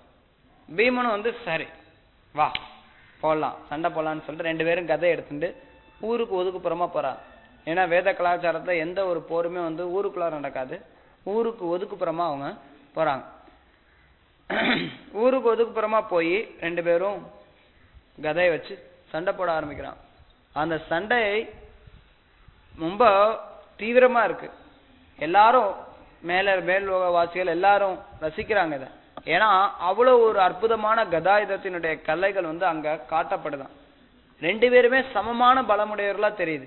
2 பேருடைய பலமே வந்து கொஞ்சம் கூட ஒருத்தருடைய பலம் இன்னொருத்தருடைய பலத்துக்கு குன்றியது மாதிரி தெரியவே இல்லை. 2 பேருமே மிகச்சிறந்த பலசாலிகள், மிகச்சிறந்த மல்யுத்த வீரர்கள், கதாயுத வீரர்கள். அதனால அவங்களுக்குள்ளார நடக்கக்கூடிய சண்டையானது அவ்வளவு ஒரு அற்புதமா இருக்கு அப்படின்னு சொல்லி வர்ணிக்கப்படுது. அவங்க கதையை மோதும் போது அது வந்து மின்னல் வருதா அதுல இருந்து. அவ்வளவு பெரிய கதை எடுத்து 2 பேரும் சண்டை போட்டுக்கிறாங்க. அவ்வளவு அவங்க சண்டை நடந்துட்டே இருக்கு. இதுக்கு வந்து ஒரு முடிவே இருக்கிற மாதிரி தெரியல. 27 நாள் சண்டை நடக்குது. 27 நாள் பகல்ல போய் சண்டை போடுவாங்க, ராத்திரில வந்து அரண்மனையில வந்து ரெஸ்ட் எடுப்பாங்க, ஒருத்தர் பேசிப்பாங்க, பழகிப்பாங்க, நண்பர்கள் மாதிரி வாழ்வாங்க. இதுதான் வேத கலாச்சாரம். ஒருத்தன் கூட சண்டை போடணும் அப்படின்னாலும் அதுக்குன்னு ஒரு நேரம் இருக்கும், அந்த நேரத்துல சண்டை போடுவாங்க. சத்திரிய தன்மை, நேருக்கு நேர் சண்டையிடுறது. சும்மா இன்னைக்கு மாதிரி நைட்ல தான் இன்னைக்கு நிறைய சண்டை நடக்குது. நைட்ல தான் ஈஸியா தாக்கலாம். ராத்திரி நேரத்துல எதுவுமே இருக்கு யாராலையும் கண்டுபிடிக்க முடியாது. ராத்திரில போய் தாக்கு, தூங்கிட்டு இருக்கும்போது அடி அப்படிங்கறது மக்களுக்கு இன்னைக்கு இருக்கக்கூடிய சத்திரிகளோட எண்ணமா இருக்கு. ஆனா உண்மை அது கிடையாது. பகல் நேரத்துல தான் போரிடுவாங்க, ராத்திரி நேரத்துல போரோ மல்யுத்தமோ எதுவும் நடக்காது. சோ இரவுல அவங்க வந்து அரண்மனையில கிருஷ்ணர், அர்ஜுனன், பீமன் 3 பேரும் போய் அவனோட அரண்மனையிலேயே ராத்திரில தங்கி இருப்பாங்க. அடுத்த நாள் காலையில சண்டையிடுவான். இது வந்து தினசரி நடந்துட்டு இருந்தது. 27 நாள் முடிஞ்சரி பீமன் சொல்லுவான், என்னால இவனை கொல்ல முடியும்னு தோணல அப்படின்னு. சரி கவலைப்படாத, இன்னைக்கு போய் சண்டை போட போ அப்படின்னு சொல்லி கிருஷ்ணர் 28வது நாள் வரும்போது, 28வது நாள் சண்டை நடக்கும்போது கிருஷ்ணர் பீமன் கிட்ட ஒரு சைகை மூலமா சொல்றார். கிருஷ்ணருக்கு தெரியும் ஜராசந்தனுடைய பிறப்பினுடைய பின்னணி. ஜராசந்தன் அவனுடைய தந்தை ஒரு நல்ல குழந்தை வேணும்னு சொல்லி கேட்டப்போ ஒரு ரிஷி வந்து ஒரு பழம் கொடுப்பார். பழம் கொடுத்து இந்த பழத்தை உன்னுடைய மனைவி கொடு அப்படிம்பார். ஆனா அந்த மன்னன் என்ன பண்ணுவானா, அந்த பழத்தை 2ஆ கட் பண்ணி 2 மனைவி கொடுப்பான், 2 குழந்தை வரும்னு நினைச்சு. ஆனா 2 பேருமே வந்து 6 குழந்தைய பெத்தெடுப்பாங்க. 6 குழந்தை, பாதி குழந்தை தலையில இருந்து கீழே வரைக்கும் பாதியா குழந்தை இருந்ததுன்னா அதை பார்த்தா எப்படி இருக்கும், கோரமா இருக்கும். உடனே அவங்க அப்பா வந்து போய் தூக்கி போட்டுருவான். தூக்கி போட்டறையும் அங்க வந்து நர மாமிசம் சாப்பிடக்கூடிய ஒரு அரக்கி, ஜரா அப்படின்னு சொல்லி ஒரு அரக்கி, அந்த அரக்கி அவனை வந்து ஒரு பீஸ் எடுப்பா. எங்க பாதி உடம்பு இருக்குது, இது மீதி பாதி எங்க போய் தேடுறது அப்படின்னு சொல்லி மீதி பாதி எடுத்து தேடுவா. மீதி பாதியும் கிடைச்சிரும் அவளுக்கு. 2 உடலையும் சேர்த்தறியும் அந்த குழந்தை வந்து அழ ஆரம்பிச்சிடும், குழந்தையாயிடும். உடனே அவளுக்கு வந்து அந்த குழந்தை மேல பற்றுதல் வந்துட்டு திரும்பி ராஜா கிட்ட ஒப்படைச்சிருவா. இப்படி ஜராவினால காப்பாற்றப்படுறதுனா ஜராசந்தன் அவனுக்கு பேரும் வந்து. இது வந்து கிருஷ்ணருக்கு தெரியும் இந்த பின்னணி. அதனால ஜராசந்தனை கொல்லணும் அப்படின்னா அவனை வந்து தலையில இருந்து கீழே வரைக்கும் அப்படியே 2ஆ பொளக்கணும் அப்படிங்கறத கிருஷ்ணருக்கு தெரியும். அதனால கிருஷ்ணர் ஒரு புல் எடுத்து இப்படி 2ஆ பிரிச்சு போடுறார். அவங்க சண்டை நடந்துட்டு இருக்கும்போது உடனே பீமன் பார்த்துட்டு தன்னுடைய ஒரு காலால ஜராசந்தனுடைய ஒரு காலை அழுத்தி இன்னொரு காலை கையில பிடிச்சு பிச்சு எரிஞ்சிடும். 2 பீஸா தனித்தனியா போயிடும். இத பார்த்தறி மக்களுக்கெல்லாம் அப்படியே பயங்கர, அந்த மக்கள் எல்லாரும் வருத்தப்படுறான், ஜராசந்தன் அழிஞ்சிட்டானே அப்படின்னு சொல்லி. ஜராசந்தனுடைய மரணம் வந்து மேலுலகவாசிகளுக்கு எல்லாருக்கும் மகிழ்ச்சியை கொடுக்குது. கிருஷ்ணரும் அர்ஜுனனும் பீமனை பாராட்டுறாங்க. வெரி குட் வெரி குட், அழிச்சாச்சு அப்படின்னு சொல்லி. இது தெரிஞ்சறியும் இது முடிஞ்சறியும் கிருஷ்ணர் வந்து சகாதேவனை, அதாவது ஜராசந்தனோட பையன் பேர் சகாதேவன், அவனை வந்து ராஜாவாக்கிறான். சகாதேவனுக்கு உடனே பயம் வருது, ஒருவேளை தனக்கு ராஜாங்கம் கிடைக்குமா கிடைக்காதான்னு. ஆனா கிருஷ்ணருடைய பக்தர்களோ எந்த ஒரு ஜட விஷயத்துக்காகவும் எந்த ஒரு செயலையும் செய்யறது கிடையாது. அவங்க வந்து அந்த அரசாட்சி ஆளணும் அப்படிங்கிறது அவங்களுடைய குறிக்கோள் கிடையாது. கிருஷ்ணருடைய குறிக்கோள், கிருஷ்ண பக்தர்களான அர்ஜுனனுடைய குறிக்கோள், பீமனுடைய குறிக்கோள் என்னன்னா, இந்த ஜராசந்தனை கொன்னு அங்க இருக்கக்கூடிய மற்ற ராஜாக்களை விடுவிக்கணும். மற்ற ராஜாக்களை விடுவிக்கணும் அப்படிங்கறதுனால சகாதேவனுக்கு அவங்க வந்து ராஜாங்கத்தை கொடுத்துட்டு கிளம்புறதுக்கு பண்றாங்க. சகாதேவனை ராஜாவாக்கிட்டு கிருஷ்ணர் 20,800 ராஜாக்களையும், மற்ற ராஜாக்கள் யாரெல்லாம் ஜராசந்தனால பிடிபட்டு இருந்தாங்களோ அந்த ராஜாக்கள் எல்லாரையும் கிருஷ்ணர் போய் விடுவிக்கிறார். அந்த ராஜாக்கள் எல்லாரும் கிரிதோரிணி அப்படிங்கிற ஒரு கோட்டையில அடைச்சு வச்சிருந்தாங்க. அவங்க எல்லாம் கிரிதோரிணி கோட்டையில அடைச்சு வச்சு அழுக்கா, ஒரு முறையான ட்ரெஸ் இல்லாம, அவங்க வந்து சாப்பிட பசினால எல்லாம் அப்படியே சோர்ந்து போய் ஒழுங்கா சாப்பாடு போடாம அந்த மாதிரி துன்பப்படுத்தி அந்த ராஜாக்களை வந்து அந்த கோட்டையில அவன் அடைச்சு வச்சிருந்தான் ஜராசந்தன். ஸோ அந்த கோட்டையில போய் கிருஷ்ணர் அந்த ராஜாக்கள் எல்லாரையும் விடுவிக்கிறார். கிருஷ்ணரை பார்த்த உடனே அவங்க எல்லாருக்கும் சக்தி வந்துடுது. அவங்களுடைய எல்லா விதமான பலவீனமும் கிருஷ்ணரை பார்த்தரையும் உடனே அவங்கள விட்டு ஓடி போயிடுது. ஸோ கிருஷ்ணரை பார்த்தரையும் பலவீனம்லாம் போனரையும் அவங்க வந்து கிருஷ்ணரை நோக்கி பிரார்த்தனை செய்ய ஆரம்பிக்கிறாங்க. ஓ கிருஷ்ணா, எங்களை நீ இந்த வந்து ஜட உலகத்துல இருந்து காப்பாற்று. ஸோ இந்த ஜராசந்தனால நாங்க வந்து இந்த மாதிரி அவல நிலைக்கு வர கிடையாது. இந்த ராஜாக்கள் வந்து கிருஷ்ணர்கிட்ட சொல்றாங்க, நம்ம என்ன நினைக்கிறோம், ஜராசந்தனால இந்த ராஜாக்கள் எல்லாம் கஷ்டப்பட்டாங்கன்னு தான் நம்ம நினைக்கிறோம். என்ன ஜராசந்தனால தான் ராஜாக்கள் கஷ்டப்பட்டாங்க. ஆனா இந்த ராஜாக்கள் விடுவிச்சரையும் என்ன சொல்றாங்கன்னா, நாங்க எல்லாரும் கிருஷ்ணா ஒன்னாலதான் கஷ்டப்பட்டோங்கிறாங்க. ஒன்னால ஏன் கஷ்டப்பட்டோம்? அவங்க விளக்கம் கொடுக்குறாங்க. நாங்க வந்து எங்களுக்கு இருந்த ஜட உலக இன்பங்கள்ல மூழ்கி இருந்தோம். ஜட உலக இன்பங்கள்ல மூழ்கி இருந்து உமக்கு சேவை பண்றது அப்படிங்கறத நாங்க மறந்து போயிருந்தோம். அதனால நீங்க வந்து கருணையோட இன்னைக்கு வந்து கருணையோட எங்களை வந்து ஜராசந்தனுடைய பிடியில கொண்டு வந்தீங்க. அதன் மூலமா எங்களுடைய அகங்காரம், பெருமை எல்லாத்தையும் நீங்க வந்து அழிச்சிங்க. பகவான் யார் மேலேயாவது தனிப்பெரும் கருணை காட்டணும் அப்படின்னு நினைச்சாருன்னா அவங்கிட்ட இருக்கக்கூடிய சிறப்பான தன்மைகள் எல்லாத்தையும் எடுத்துருவார். அதன் மூலமா அவன் வந்து பகவானை நம்பியனா ஆயிடுவான். ஸோ பகவான் கிட்ட அதிகமா சரணடைவோம். அதுக்காக நீங்க வந்து உங்களுடைய கருணையினாலதான் நாங்க இவ்வளவு கஷ்டங்களை அனுபவிச்சோம். அதனால இது எல்லாமே உங்களுடைய கருணை நாங்க எடுத்துக்கிறோம். அதனால இந்த கஷ்டங்களை நாங்க உணரல, நாங்க ரொம்ப மகிழ்ச்சி அடைகிறோம் இப்ப அப்படின்னு சொல்லி அவங்க சொல்றாங்க. ஒரு சின்ன குழந்தை ஒரு பாலைவனத்துல போனது அப்படின்னா அந்த பாலைவனத்துல இருக்கக்கூடிய காணல் நீரை பார்த்து தண்ணீர் நினைச்சு ஏமாறும். அது மாதிரி நாங்க வந்து இந்த உலகத்துல இருக்கக்கூடிய தற்காலிகமான விஷயங்களை நிரந்தரமானது அப்படின்னு நினைச்சு ஏமாறும். இன்னைக்கு உலகத்துல பாத்தீங்கன்னா எல்லாரும் அப்படிதான். ஓ பெரிய முதலமைச்சர், பிரதமர், மந்திரி, இப்படி பெருசா நோட்டீஸ் ஓட்டிக்கலாம். எவ்வளவு ஒரு தற்பெருமை அவங்களுக்குலாம் இருக்கும் அப்படின்னா நம்மளால அளவிட முடியாது. அகங்காரம் அந்த அளவுக்கு இருக்கும். பாத்தீங்கன்னா சேலம் முழுக்க போஸ்டர் ஒட்டிடுவாங்க, சேலம் முழுக்க பேனர் போட்டுருவாங்க. என்ன நினைச்சுட்டு இருக்காங்க அப்படின்னா இந்த தற்காலிகமான உலகத்திலேயே நான் வந்து நிரந்தரமா வாழலாம் அப்படின்னு நினைக்கிறாங்க. இததான் அந்த ராஜாக்கள் சொல்றாங்க. நாங்க வந்து அந்த மாதிரி நினைச்சுட்டு இருந்தோம், இந்த தற்காலிகமான விஷயத்த நிரந்தரமானதுன்னு நினைச்சோம். ஆனா உண்மையில இது வந்து ஒரு காணல் நீர் மாதிரி. அந்த காணல் நீர் எப்படி பாக்குறதுக்கு இருக்கிற மாதிரி தெரியும், ஆனா அங்க ஒண்ணுமே இல்லை.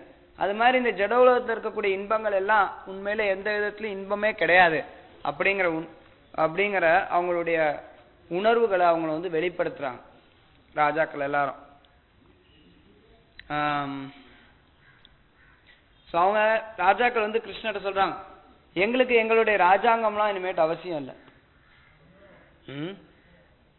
எங்களுக்கு சொர்க்கலோகமும் வேண்டாம், நாங்க எப்பவுமே உன்னுடைய தாமரை திருவடிகள்ல இருக்கணும். மறுபடியும் எத்தனை பிறவிகள் எடுத்தாலும் உங்களை நாங்க எப்பவுமே மறக்க கூடாது. எவ்வளவு பெரிய உயர்ந்த பிரார்த்தனைகளை மேற்கொள்றாங்க பாருங்க. கிருஷ்ணரை பார்த்ததுல அந்த ராஜாக்களுக்கு அவங்க வந்து கிருஷ்ணனை உணர்றதுக்கான வாய்ப்பு கிடைக்கும். மக்கள் துயரத்துல இருந்து கிருஷ்ணர் கிட்ட சரணடையும் போது அவங்களுடைய எண்ணங்கள் ரொம்ப அற்புதமா வெளிப்படும். சோ இந்த ராஜாக்கள் அது மாதிரி சொன்னாங்க, நான் எங்களுக்கு பிறவிதோறும் உங்களுடைய ஸ்மரணை எங்களுக்கு இருக்கணும், அதுக்கு மட்டும் நீங்க ஆசீர்வாதம் பண்ணுங்க. எனக்கு வந்து ராஜாங்கம் வேணும்னு நான் கேட்கல, நாங்க வந்து சொர்க்கத்துக்கு போகணும்னு எங்களுக்கு ஆசை இல்லை, எப்போ எத்தனை பிறவி எடுத்தாலும் உங்களை நாங்க எப்பவுமே நினைச்சுட்டு இருக்கணும் அப்படின்னு சொல்லி விருப்பப்பட்டு கிருஷ்ணர்கிட்ட கேட்கிறாங்க. கிருஷ்ணர் பதில் சொல்ற, நான் உங்களுக்கு உத்தரவாதம் தர்றேன், நீங்க வந்து திடமான பக்தியில உறுதியா இருப்பீங்க அப்படிங்கறதுக்கு நான் உங்களுக்கு உத்தரவாதம் தரேன், அனன்ய பக்தி உங்களுக்கு நிச்சயம் இருக்கும் அப்படின்னு சொல்லி கிருஷ்ணர் உத்தரவாதம் கொடுக்கிறார். கிருஷ்ணர் உத்தரவாதம் கொடுத்து சொல்றார், மனித உயிர்வாளிகள் எல்லாரும் நிறைய பேர் பெரும்பாலானோர் பாத்தீங்கன்னா இந்த ஜடத்தினால மயக்கப்படுறாங்க. ஜட உலகத்தினால மயக்கப்பட்டு எது செய்யணும் எது செய்யக்கூடாது அப்படிங்கிறத அறியாம போயிடுறாங்க. கிருஷ்ணர் உதாரணம் கொடுக்கிறார்.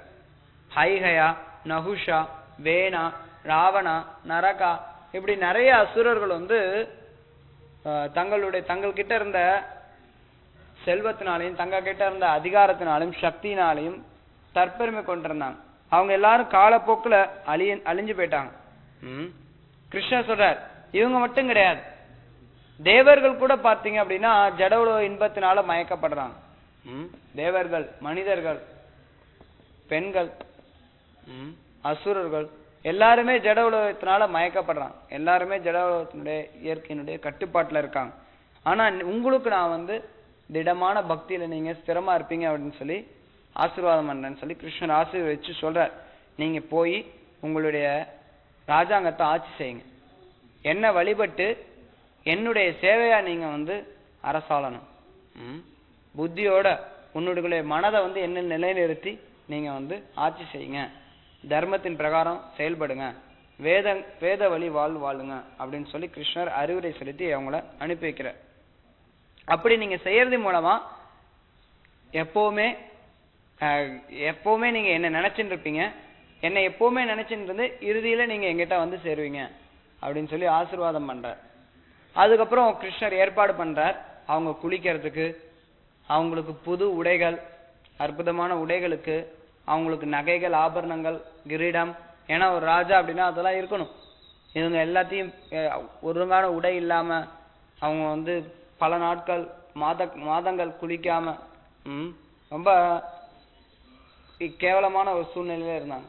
ஸோ அவங்கள கிருஷ்ணர் விடுவிச்சு அவங்கள குளிக்கிறதுக்கு, அவங்க ஷவரம் செய்யறதுக்கு, அவங்க வந்து நல்ல உடை அணியறதுக்கு, உணவுக்கு, எல்லாத்துக்குமே கிருஷ்ணர் வந்து சகாதேவன் மூலமா ஏற்பாடு பண்றார்.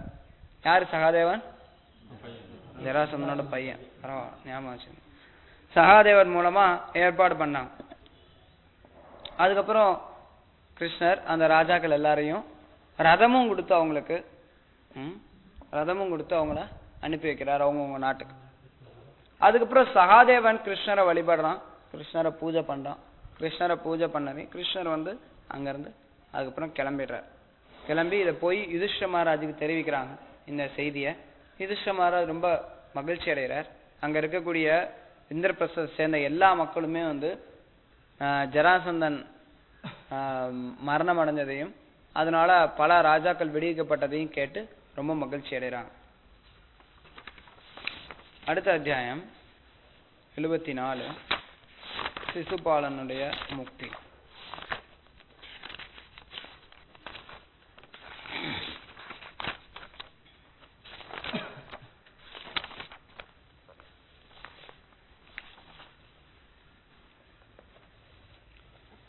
ஜராசந்தனுடைய நிகழ்ச்சியை பத்தி யுதிஷ்ட மகாராஜ் கேள்விப்பட்டு ரொம்ப மகிழ்ச்சி அடைஞ்சு பகவானை போற்றி புகழ்றார். பகவானை அவர் எப்படி புகழ்றார் இங்க பார்க்கலாம். அறிவும் ஆனந்தமும் உருவானவரே, இந்த ஜட உலகின் அலுவல்களை நிர்வகிக்கும் பொறுப்பில் இருக்கும் தேவர்களான பிரம்மதேவனும் சிவபெருமானும் தேவேந்திரனும் உமது கட்டளைகள் நிறைவேற்ற சித்தமாயிருக்கிறார்கள். உமது கட்டளைகளை மனதில் இருத்தி கொள்கிறார்கள். கிருஷ்ணா, நீர் வரம்பற்றவர். எங்களை மாபெரும் மன்னர்களாகவும் உலகை ஆள்பவர்களாகவும் எண்ணிக்கொண்டிருக்கும் நாங்கள் உள்ளத்தில் சிறியவர்கள், உமது தண்டனைக்கு உரியவர்கள்.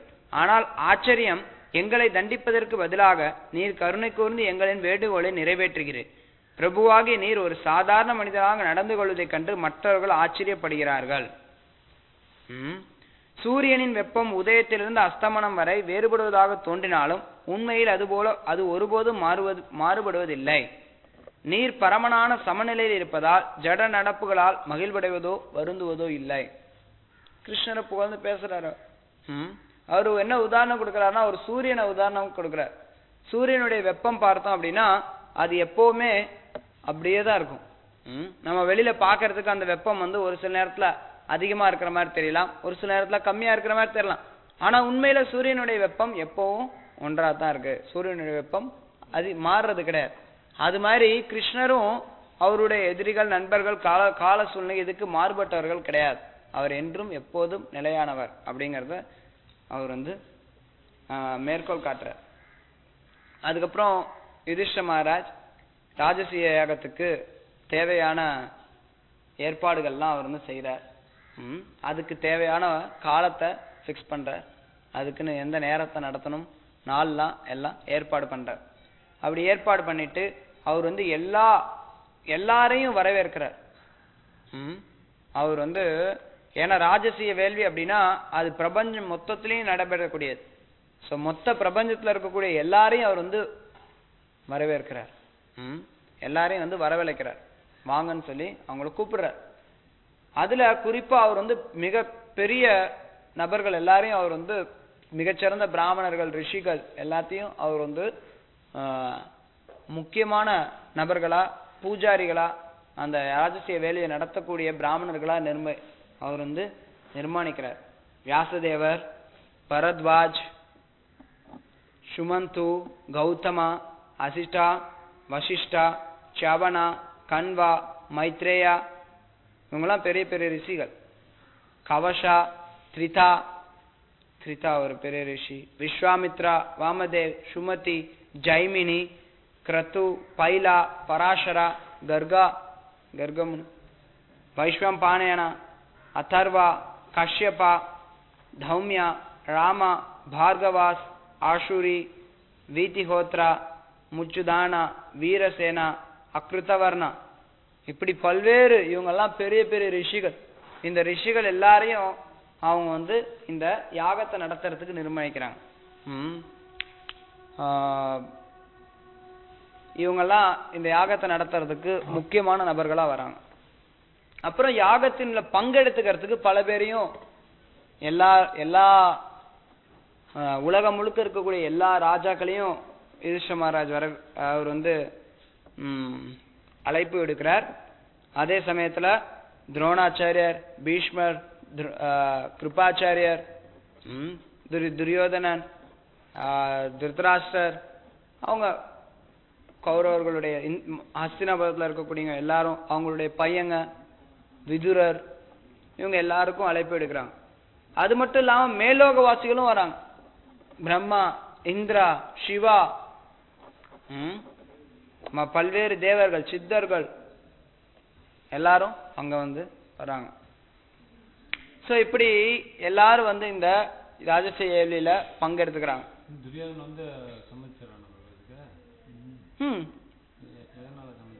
எதனால துரியோதனன் சம்மதிக்கிறான் அப்படின்னா, அது அவங்களுக்குள்ளார குடும்ப உறவு, அதனால சரின்னு ஏத்துக்கிறான்.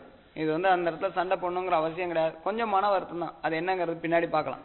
துரியோதனுடைய மன வருத்தமும் அங்க இருக்கு, அது வருது அடுத்த சாப்டர் தான். ஸோ இப்ப இந்த ராஜசூய வேள்வி நடத்துறதுக்கு தயாராயிடுச்சு எல்லாம். ராஜசூய வேள்வி நடந்துட்டு இருக்கு. இது ஒரு நாள் வேள்வி கிடையாது, பல நாட்கள் நடக்கக்கூடியது இது. ஸோ அதுல ஒரு நாள் வந்து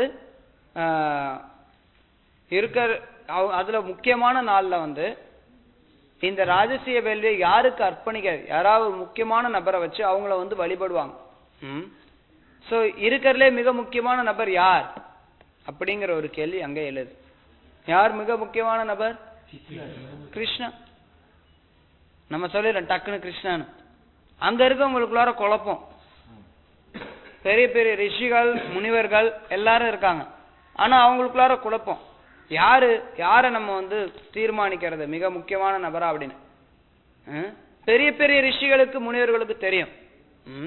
பிரம்மதேவர், சிவபெருமான், வியாசதேவர், இவங்களுக்கு தெரியும் யாரு முழுமுதற் கடவுள் அப்படிங்கிற விஷயம். இருந்தாலும் அவங்க வந்து பெரியவங்க எல்லாம் கொஞ்சம் அடக்கமா இருக்காங்க. அவங்க வந்து ஏன்னா அவங்க கிட்ட யாரும் ஆலோசனை வந்து கேட்கல. அவங்க கூட என்னமோ பேசிக்கிறாங்க, யாரை வைக்கலாம், யாரை கொண்டு வரலாம். ஏன்னா அங்க பிரம்மா இருக்கார், சிவபெருமான் இருக்கார், வியாசதேவர் இருக்கார், பல்வேறு மாமுனிவர்கள் இருக்காங்க. யாருக்கு வந்து இவங்கள யாரு சிறந்தவங்க, இருக்கிறதுலே மிகச்சிறந்தவர் யார், அவரை தான் இதுல வந்து மரியாதை கொடுத்தாகணும். சோ யாருக்கு நம்ம வந்து மரியாதை செலுத்துறது அப்படிங்கிற ஒரு சர்ச்சை அவங்களுக்குள்ளார வருது. அப்ப பெரியவங்க எல்லாம் கொஞ்சம் என்னதான் நடக்குது பார்க்கலாமேன்னு இருக்காங்க. அப்ப சகாதேவன் பேச ஆரம்பிக்கிறான். சகாதேவன் அவனுடைய புத்தி கூர்மைக்கு ரொம்ப புகழ் பெற்றவன். சகாதேவன் வந்து ரொம்ப புத்திசாலி, ரொம்ப நுணுக்கமா யோசிக்க கூடியவன். சோ அந்த சகாதேவன் பேச ஆரம்பிக்கிறான். கண்டிப்பா நம்ம வந்து அச்சுதா பகவான் கிருஷ்ணருக்கு நம்ம வந்து அவருக்கு தான் முதல் மரியாதை செலுத்தி ஆகும். ஏன்னா கிருஷ்ணர் தான் மரியாதைக்குரியவர், அவர் தான் முழுமுதற் கடவுள், அவருடைய கட்டுப்பாட்டின் கீழே தான் இந்த உலகம் எல்லாமே செயல்படுது. அதனால கிருஷ்ணரே வழிபாட்டுக்குரியவர் அப்படிங்கிற கருத்தை சகாதேவன் முன்வைக்கிறான். சகாதேவன் கிருஷ்ணர் இந்த இடத்துல சொல்லும்போது அச்சுதா அப்படின்னு சொல்றான். ஏன்னா கிருஷ்ணர் எந்த சூழ்நிலையும் வீழ்ச்சி அடையாதவர். கிருஷ்ணருடைய பெயர்கள்ல ஒன்று அச்சுதா. அச்சுதா அப்படின்னா எப்பவுமே வீழ்ச்சி அடையாதவர். அவர் இந்த ஜடவுலகத்துல வந்து ஒரு மனிதன் போல செயல்பட்டா கூட அவர் என்றுமே பகவானா இருக்கார், அவர் என்றும் வீழ்ச்சி அடைகிறது கிடையாது. அப்படிங்கிறத காட்டுறதுக்காக அவர் வந்து அச்சுதா அப்படின்னு சகாதேவன் குறிப்பிட்டு சொல்றான். சோ சகாதேவன் வந்து இந்த மாதிரி கிருஷ்ணரை தான் நம்ம வழிபடணும் அப்படிங்கிறத முன்வைக்கிறான். கிருஷ்ணர் தான் எல்லா காரணங்களுக்கும் காரணமானவர், அவரே முழுமுதற் கடவுள். கிருஷ்ணர்கிட்ட இருந்தா எல்லா சக்திகளும் வருது, எல்லாருமே கிருஷ்ணரை சார்ந்துதான் இருக்காங்க. எப்ப நம்ம கிருஷ்ணரை வழிபட்டு கிருஷ்ணரை திருப்திப்படுத்துறோமோ அப்ப எல்லா தேவதேவாக்கள் எல்லாருமே வழிபடப்பட்டவர்கள் ஆயிடுவோம். மற்றவங்க எல்லாரையும் தனித்தனியா வழிபடுறதை காட்டிலும் கிருஷ்ணரை வழிபடுறது சிறந்தது அப்படிங்கிற கருத்தை சகாதேவன் முன்வைக்கிறான். இங்க இருக்க சகாதேவன் யாரு? பாண்டவர்களுடைய இளையவன், நகுலனுடைய தம்பி, பாண்டவர்கள்ல மிக இளையவனான சகாதேவன். சகாதேவன் வந்து இந்த கருத்தை முன்வைக்கிறான். சகாதேவன் இந்த கருத்தை முன்வச்சையும் அங்க இருக்கக்கூடிய எல்லாரும் வந்து சகாதேவனை பாராட்டுறாங்க. Correct correct correct. அங்க எல்லாரும் இருக்காங்க, பிரம்மா, சிவா, இந்திரன், பல தேவர்கள், சித்தர்கள், பல்வேறு ரிஷிகள், விஸ்வாமித்ரர், வசிஷ்டா, கௌதம ரிஷி, பரத்வாஜ ரிஷி, வியாசதேவ், எல்லாரும் இருக்காங்க. எல்லாரும் வந்து பாராட்டுறாங்க. சகாதேவனுடைய தீர்ப்பை எல்லாரும் ஏத்துக்கிறாங்க. சகாதேவனுடைய ஆலோசனை எல்லாரும் ஏத்துண்டு கிருஷ்ணரை வந்து வழிபாட்டுக்குரியவர் ஆக்குறாங்க. இதை கேட்டு யுதிஷ்டருக்கு மகிழ்ச்சி அதிகமாயிடுச்சு. ஏன்னா அவருக்கு வந்து கிருஷ்ணரை ரொம்ப பிடிக்கும். ஸோ கிருஷ்ணரை வழிபாட்டுக்குரியவர் அப்படிங்கிறத யுதிஷ்டருக்கு மிக்க மகிழ்ச்சி. யுதிஷ்டர் கிருஷ்ணருடைய திருப்பாதங்களை கழுவி அவர் வந்து தண்ணீரை வந்து தனக்கு தெளிச்சுக்கிறார். மற்றவங்க எல்லாருக்கும் கிருஷ்ணருடைய பாதத்தை கழுவின தண்ணீரை எல்லாருக்கும் விநியோகம் பண்ணாங்க. அந்த அவையில கூடின எல்லாருமே வந்து கிருஷ்ணருடைய பாதங்கள் கழுவின தண்ணீரை வந்து தெளிச்சுக்கிறாங்க. ஏன்னா இதுதான் வந்து முறை. ராஜசீய வேலை நடத்தும் போது யார் ஒருத்தர் மரியாதைக்குரிய நபர் ஆகுறாங்களோ அப்போ அவங்களுக்கு வந்து அவங்களுடைய தலையில இந்த தண்ணீர் தெளிக்கப்படுது. இப்ப இதெல்லாம் இந்த வழிபாடு முடிஞ்சிருச்சு.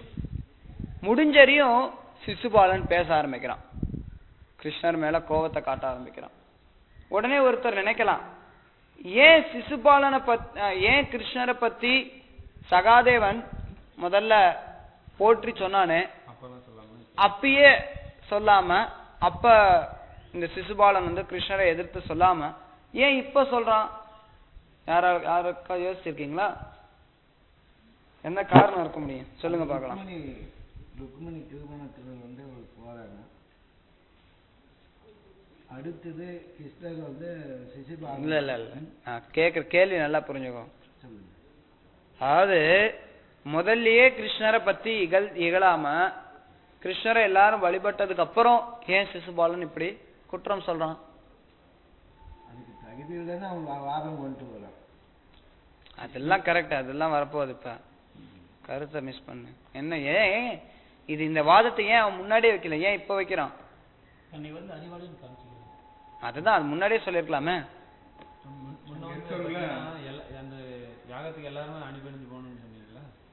அப்படின்னு அவசியம் இல்லையே. கிருஷ்ணரா எத்தனையோ பேர் யாரோ பேசிட்டு இருக்காங்க, யாரை கொடுக்கலாம், யாருக்கு முதல் மரியாதை கொடுக்கலாம்னு பேசிட்டு இருக்காங்க. அப்போதைக்கு சகாதேவன் வந்து கிருஷ்ணருக்கு தான் முதல் மரியாதை கொடுக்கணும்னு சொல்றான்.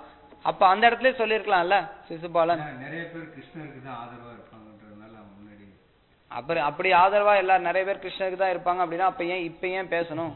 இல்ல பேசினா கூட ஈடுபடாதனால அப்ப ஏன் இப்ப பேசணும்?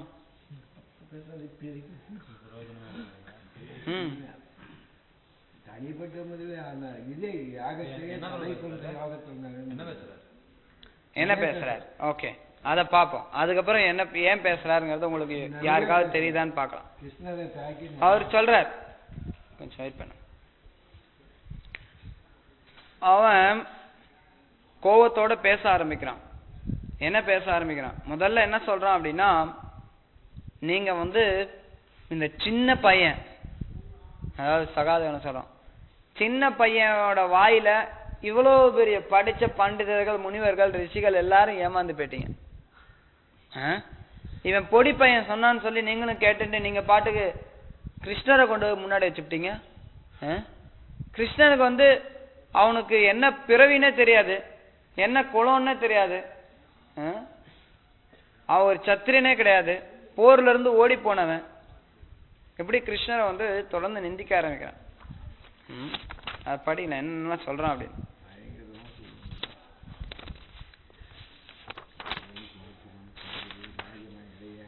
சிசுபாலன் பேச ஆரம்பிக்கிறான் கிருஷ்ணர் கொற்றை.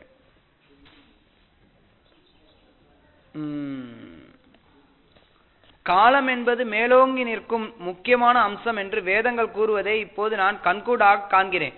எல்லா முயற்சிகளையும் எதிர்த்து வெற்றி கண்டு காலம் எனும் அம்சம் தன் திட்டங்களை நிறைவேற்றிக் கொள்கிறது. காலத்தை இவன் வந்து சொல்றான். காலத்தின் வலிமையின் காரணமாக ஒரு சிறுவன் கிருஷ்ணரை பற்றி அறிவில்லாமல் பேசியதை கேட்டு இந்த பெரியோர்களும் கூட தவறான முடிவு செய்துவிட்டனர். கற்றறிந்த பல ஞானிகள், பெரியோர்கள் எல்லோரும் இங்க வந்திருக்கிறாங்க. இருந்தாலும் இந்த முட்டாப்பைய பேச்சை கேட்டு இந்த ஒரு கேவலமான கிருஷ்ணனை கொண்டு போய் முதல் மரியாதை செலுத்திட்டீங்க. இதை நான் ஏற்க முடியாது. இப்படி கிருஷ்ணர் எந்த ஜாதியும் கிடையாது, இவனுக்குன்னு எந்த ஜாதி, இவன் சத்திரியனானே தெரியல, சத்திரியனா வைசியனா, மாடு மேய்க்கிற பையன். இப்படி கிருஷ்ணரை வந்து கண்ணாபுனான்னு பேச ஆரம்பிக்கிறான். ஆச்சாரியர்கள் என்ன வர்ணனை கொடுக்குறாங்க அப்படின்னா, சிசுபாலன் கிருஷ்ணரை பற்றி சொன்ன ஒவ்வொரு வார்த்தைகளும் உண்மையில கிருஷ்ணரை புகழக்கூடியதா இருந்ததான். என்ன ஜாத்தியை சேர்ந்தவன் அப்படின்னு சொல்லி திட்டும்போது கிருஷ்ணருக்கு எந்த ஜாத்தியும் கிடையாது. அவர் இந்த வர்ணாசிரம, இந்த ஜாதி இதுக்கு அப்பாற்பட்டவர். கிருஷ்ணருக்கு ஏதையா ஜாதி, கிருஷ்ணருக்கு ஏதியா ஜாதி அப்படின்னு ஒருத்தன் சொல்றான்னா, அப்ப அது வந்து ஒரு விதத்துல கிருஷ்ணரை புகழ்ற மாதிரி இருக்கு, இன்னொரு விதத்துல கிருஷ்ணனை பிகழ்ற மாதிரி இருக்கு. சிசுபாலனுடைய வார்த்தைகள் எல்லாமே அப்படி இருக்கு. மாட்டுக்கார பையன் கோபாலன், இவன் ஒரு கோபாலன் அப்படிங்கிறான். கோபாலா அப்படிங்கிறது கிருஷ்ணரை புகழ்ந்து அவருடைய பக்தர்கள் பாடக்கூடிய கோபால் அப்படின்னு சொல்லி பாடுறாங்க, கூப்பிடுறாங்க. சோ அது மாதிரி மாடு மேய்க்கிற பையன் அப்படின்னு சொல்லி கிருஷ்ணரை கோபால் அப்படின்னு சொல்லி அவன் சொல்லலாம். கோபால் அப்படிங்கிற வார்த்தை கிருஷ்ணருக்கு அது ஒரு புகழ்ச்சியா இருக்கு. இப்படி ஒன்னொன்னும் அவன் சொல்லிட்டே இருக்கான். இவனுக்கு தர்மம்னா என்னன்னு தெரியாது. மக்கள் பொதுவா வந்து புண்ணிய கஷேத்திரங்கள்ல வசிக்கணும். எல்லா மக்களுமே வந்து ஒரு உண்மையான குலத்தை சேர்ந்த மக்கள் அப்படின்னா அவங்க வந்து புண்ணிய கஷேத்திரத்துல வசிக்கணும். நீங்க பாத்தீங்கன்னா வேத கலாச்சாரத்துல எல்லாருமே ஏதாவது ஒரு புனித நதிகளுடைய கரையில வசிப்பாங்க. யார் வந்து அசுரர்களோ, யார் வந்து முறையான ராஜாக்கள் இல்லையோ, மிலேச்சர்களோ, அவங்க வந்து மேற்கத்தை நாட்டை நோக்கி அனுப்பிடுவாங்களாம். வேத கலாச்சாரத்துல மேற்கு நோக்கி போயிடுவாங்க. இன்னைக்கு கூட பாத்தீங்கன்னா நிறைய வர்ணனைகள் இருக்கு. துருக்கி, ஆப்பிரிக்கா, அங்கெல்லாம் வந்து யார் அனுப்பப்பட்டாங்க அப்படின்னா இந்த மாதிரி ஐரோப்பா, ஆப்பிரிக்கா இந்த நாடுகள்ல வந்து யார் மிலேச்சர்களோ, யார் கீழ்த்தரமானவர்களோ அவங்கள வந்து மேற்கு நோக்கி அனுப்பிடுவாங்களாம். இது வந்து வேத கலாச்சாரத்துல சொல்லப்படுது. அது மாதிரி யார் புண்ணியவான்களோ அவங்க இந்த நாட்டுல வசிப்பாங்க. இவன் வந்து பாவி, அதனாலதான் இந்த புண்ணிய பூமியை விட்டுட்டு கடலுக்குள்ள போய் வீடு கட்டிக்கிட்டான். கிருஷ்ணரை வந்து இகழ்ச்சி செய்றான். ஆனா இதை எப்படி வர்ணிக்கப்படுது அப்படின்னா ஆச்சாரியர்களால, அது மட்டும் இல்ல, கிருஷ்ணர் எங்க இருக்காரோ அதுதான் புண்ணிய பூமி. கிருஷ்ணர் எல்லா இடத்தையும் புண்ணிய பூமி ஆக்குறாரு. இது ஏன் புண்ணிய பூமியா இருக்கு அப்படின்னா கிருஷ்ணர் இங்க தோன்றதுனால. அது மட்டும் இல்லாம குறிப்பா அவன் சொல்றான் மதுரா புண்ணிய பூமி அப்படின்னு. சோ மதுரா புண்ணிய பூமின்னு சொல்லி கிருஷ்ணருடைய பூமியை புகழ்ந்துட்டான் அவன். மதுரா விட்டுட்டு கிருஷ்ணர் துவாரகைக்கு போனார்ல, துவாரகே ஒரு விதத்துல இகழ்ச்சி பண்ணா கூட மதுராவை வந்து அவன் புகழ்ந்துட்டான். ஏன்னா மதுராவை வந்து புண்ணிய பூமியா ஒத்துண்டான். கிருஷ்ணர் பிறந்த ஸ்தலம் வந்து ஒரு புண்ணிய பூமியா சிசுபாலன் ஒத்துண்டான். எப்படி கிருஷ்ணரை வந்து நீங்க புகழ்ந்து கிருஷ்ணரை வந்து அவன் சொல்றான், கிருஷ்ணரை நீங்க புகழ்ந்து கிருஷ்ணருக்கு முதல் மரியாதை கொடுத்து இந்த மொத்த சடங்கையுமே இந்த மொத்த வேலையையும் வீணடிச்சிட்டீங்க அப்படின்னு சொல்லி அவன் கருத்தை முன்வைக்கிறான். ஸோ இதை கேட்டறையும் எல்லாருக்கும் பயங்கர கோபம், தாங்க முடியல. சரி, அதுக்கு முன்னாடி அந்த கருத்தை முடிச்சிடலாம். ஏன் சிசுபாலன் இவ்வளவு நேரம் தாழ்த்தி இந்த கருத்தை முன்வைக்கிறான்? பகவானே காலம், காலமாகப்பட்டது வந்து பகவான் ஒருத்தர் பேசல, எதிர்த்து பேசாம கருத்தை கேட்டு. ஏன் அப்படின்னா சிசுபாலனுக்கு இந்த ராஜசூய வேள்வி மேல கொஞ்சம் கூட விருப்பம் கிடையாது. ராஜசூய வேள்வியில முக்கியமான நபர் யாரோ, அதாவது யாருக்கு முதல் மரியாதை கொடுக்குறாங்களோ அந்த நிகழ்ச்சி வந்து ரொம்ப முக்கியமானது. முதல் மரியாதை கொடுக்கக்கூடிய நிகழ்ச்சி ரொம்ப முக்கியமானது. அப்படி ஒருத்தருக்கு முதல் மரியாதை கொடுத்ததுக்கு பிறகு அந்த முதல் மரியாதை கொடுக்கப்பட்ட நபர் முறையானவர் கிடையாது அப்படின்னு அவரை இகழ்ந்து பேசினா அந்த மொத்த வேள்வியுமே வந்து வீணா போயிடுது. முதல்லயே பேசியிருந்தா முதல்லயே இஷ்யூ சால்வ் ஆயிருக்கும். அவன் அதை விரும்பல.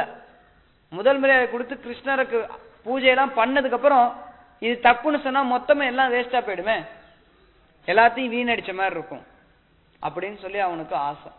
மொத்த ராஜசூய வேள்வியை நான் வந்து வீணடிக்க போறேன் அப்படிங்கிறதுக்காக அவன் வந்து வாதங்களை முன் வச்சு கிருஷ்ணரை இகழ்ந்து பேசுறான். சோ பகவானை ஒருத்தன் இகழ்ந்து பேசும்போது என்ன செய்யணும்?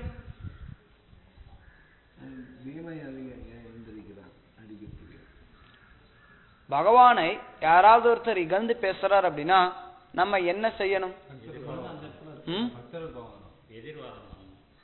பக்தருக்கும் வரும். என்ன பண்ணணும்?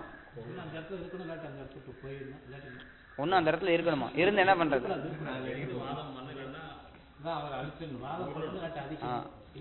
ஒண்ணு அவனை கொன்னறணும். முதல் வேலை அதுதான். ஒண்ணு அவனை கொன்னறணும். யாராவது பகவானை பத்தி இகழ்ந்து பேசினாங்க அப்படின்னா அவனை வந்து கொன்னறணும். அடுத்து அவனோட நாக்கை கட் பண்ணும். கொல்றது அப்படிங்கிறது எதிர்வாதமும் கொல்றதுல தான் வரும். அவன் வந்து வாதம் பண்ணியும் கூட கொல்லலாம். ஒண்ணு கொல்லணும், இல்ல அவனோட நாக்கை வெட்டிடணும். அதுவும் இல்லாட்டி தற்கொலை பண்ணிக்கணும். அப்புறம் அந்த இடத்த விட்டு போயிடணும். அதனால பிராமணர்கள் ரிஷிகள்லாம் அவங்க வந்து கொல்ல முடியாது. அதனால அவங்க உடனே காதை பொத்திண்டு அவங்க குடுகுடுன்னு சபையை விட்டு வெளில ஓடிடுறாங்க. சத்திரியர்கள் எல்லாருக்கும் பயங்கர கோபம். பீமன், அர்ஜுனன், யுதிஷ்டர், எல்லா பாண்டவர்கள் மற்றும் இதர எல்லாருமே வந்து யது வம்சத்தை சேர்ந்தவங்க, அப்புறம் அந்த ராஜவம்சம் எல்லாருக்குமே கோபம். ஏன்னா எல்லோருக்குமே கிருஷ்ணரை பிரியமானவர். எல்லா அரச ராஜாக்களும் வந்து சிசுபாலனை தாக்க, சிசுபாலனை கொல்றதுக்காக தயாராயிட்டாங்க. சிசுபாலனும் தன்னோட வாள் எடுத்துட்டான். அங்க எல்லாம் மாவீரர்கள் அவ்வளவு பேர் இருக்கிறாங்க. சிசுபாலனும் வந்து வாள் எடுத்துட்டான். தான் வந்து சண்டை போடுறதுக்கு தயாராகும். உடனே கிருஷ்ணர் அந்த இடத்துல எல்லாரையும் ஒரு நிமிஷம் தடுத்துட்டு தன்னுடைய சக்கராயத்தை உபயோகப்படுத்தி அவனுடைய தலையை துண்டிச்சிடுறார். அது மூலம் ஏன் அப்படி கிருஷ்ணர் அந்த இடத்துல சக்கராயத்தை உபயோகப்படுத்துறாரு அப்படின்னா, அவங்க எல்லாரும் சண்டை போட்டு அந்த இடம் வந்து ரத்த கலரி ஆயிருந்தது அப்படின்னா அந்த ராஜசூய யாகம் பிரயோஜனம் இல்லாம போயிடும். ஸோ அந்த ராஜசூய யாகத்துல எந்த ஒரு பிரச்சனையும் வரக்கூடாது அப்படிங்கிறத கருத்துல கொண்டு கிருஷ்ணர் வந்து தன்னுடைய சக்கராயத்தின் மூலமா சிசுபாலனை தலையை துண்டிச்சிடுறார். அது மூலமா ஒரு சொட்டு ரத்தம் கூட கீழே விழாம கிருஷ்ணர் வந்து பாத்துக்கிறார். ஏன்னா ராஜசூய வேள்வியில வந்து ரத்தம் பட்டது அப்படின்னா அந்த வேள்வியே வந்து பிரயோஜனம் இல்லாம போயிடும். ஸோ அப்படி கிருஷ்ணர் சிசுபாலனுடைய தலையை வந்து துண்டிக்கிறார். ஆனா அது வரைக்கும் அவர் பொறுமையோட இருந்து வர, அப்படி அவன் பேசுறதெல்லாம் கேட்டுட்டு கிருஷ்ணர் பொறுமையோட இருக்கிறார். அவர் எந்த ஒரு சஞ்சலமே காட்டுறது கிடையாது. இது கிருஷ்ணருடைய ஒரு குறிப்பிட்ட தன்மையை காட்டுது. என்ன தன்மையை காட்டுது? துறவு. கிருஷ்ணர் எல்லாத்தையும் துறக்கக்கூடிய தன்மையுடையவர். அவருக்கு வந்து புகழ்ச்சி இகழ்ச்சிங்கிறதுலாம் அவருக்கு வந்து ஒரு பொருட்டே கிடையாது. ஒரு பக்தன் பகவானை போற்றி புகழும் போது பகவான் அதனால மகிழ்ச்சி அடைகிறார். ஏன் மகிழ்ச்சி அடைகிறார்? அது அந்த பக்தனுக்கு நன்மையை பயக்கும் அப்படிங்கிறதுனால. பகவானை பொறுத்தல ஒருத்தன் புகழ்ந்தாலும் சரி இகழ்ந்தாலும் சரி அதுல வந்து அவருக்கு ஒரு எந்த பாதிப்பும் கிடையாது. சிசுபாலன் கிருஷ்ணரை இந்த மாதிரி இகழ்ந்து இருந்தப்ப கிருஷ்ணரை பத்தி கண்டுக்கவே கிடையாது. ஒரு சிங்கத்தை பார்த்து ஓனாய் குலைச்சதும்பாங்க. சிங்கத்தை பார்த்து ஓனாய் குலைச்சதுன்னா அதனால சிங்கத்துக்கு ஏதாவது நஷ்டம் இருக்கா? எதுவும் கிடையாது. அது மாதிரி கிருஷ்ணரை பார்த்து இந்த சிசுபாலன் சொன்னது அப்படிங்கிறது கிருஷ்ணருக்கு எந்த விதத்திலையும் அது வந்து பாதிப்பை ஏற்படுத்தவும் கிடையாது. கிருஷ்ணர் அதனால அதை சகிச்சுட்டு இருந்தார். இன்னொரு காரணம் என்ன அப்படின்னா இது வந்து முக்கியமான காரணம். இன்னொரு வெளிப்புறமான காரணம் என்ன அப்படின்னா கிருஷ்ணர் வந்து சிசுபாலனுடைய தாய்க்கு வந்து வரம் கொடுத்திருந்தார். இந்த மாதிரி அவன் வந்து 100 முறை அவனுடைய தவறை நான் வந்து மன்னிப்பேன் அப்படின்னு சொல்லி வரம் கொடுத்திருந்தார். இது வெளிப்புறமான காரணம். ஸோ இப்படி உண்மையான காரணம் கிருஷ்ணர் ஏன் அந்த இடத்துல சிசுபாலனை கொன்னார் அப்படிங்கிறதுக்கு உண்மையான காரணம் அந்த இடத்துல ராஜசிய வேள்வி தொந்தரவு அடையக்கூடாது. மற்ற ராஜாக்கள் எல்லாரும் சண்டையிட இறங்கிட்டாங்க அப்படின்னா அது ரத்த கலரி ஆகி போயிடும், அந்த இடத்துல பிரச்சனை ஆகி போயிடும். அப்படிங்கறனால கிருஷ்ணர் அங்க வந்து கொன்னுறார்.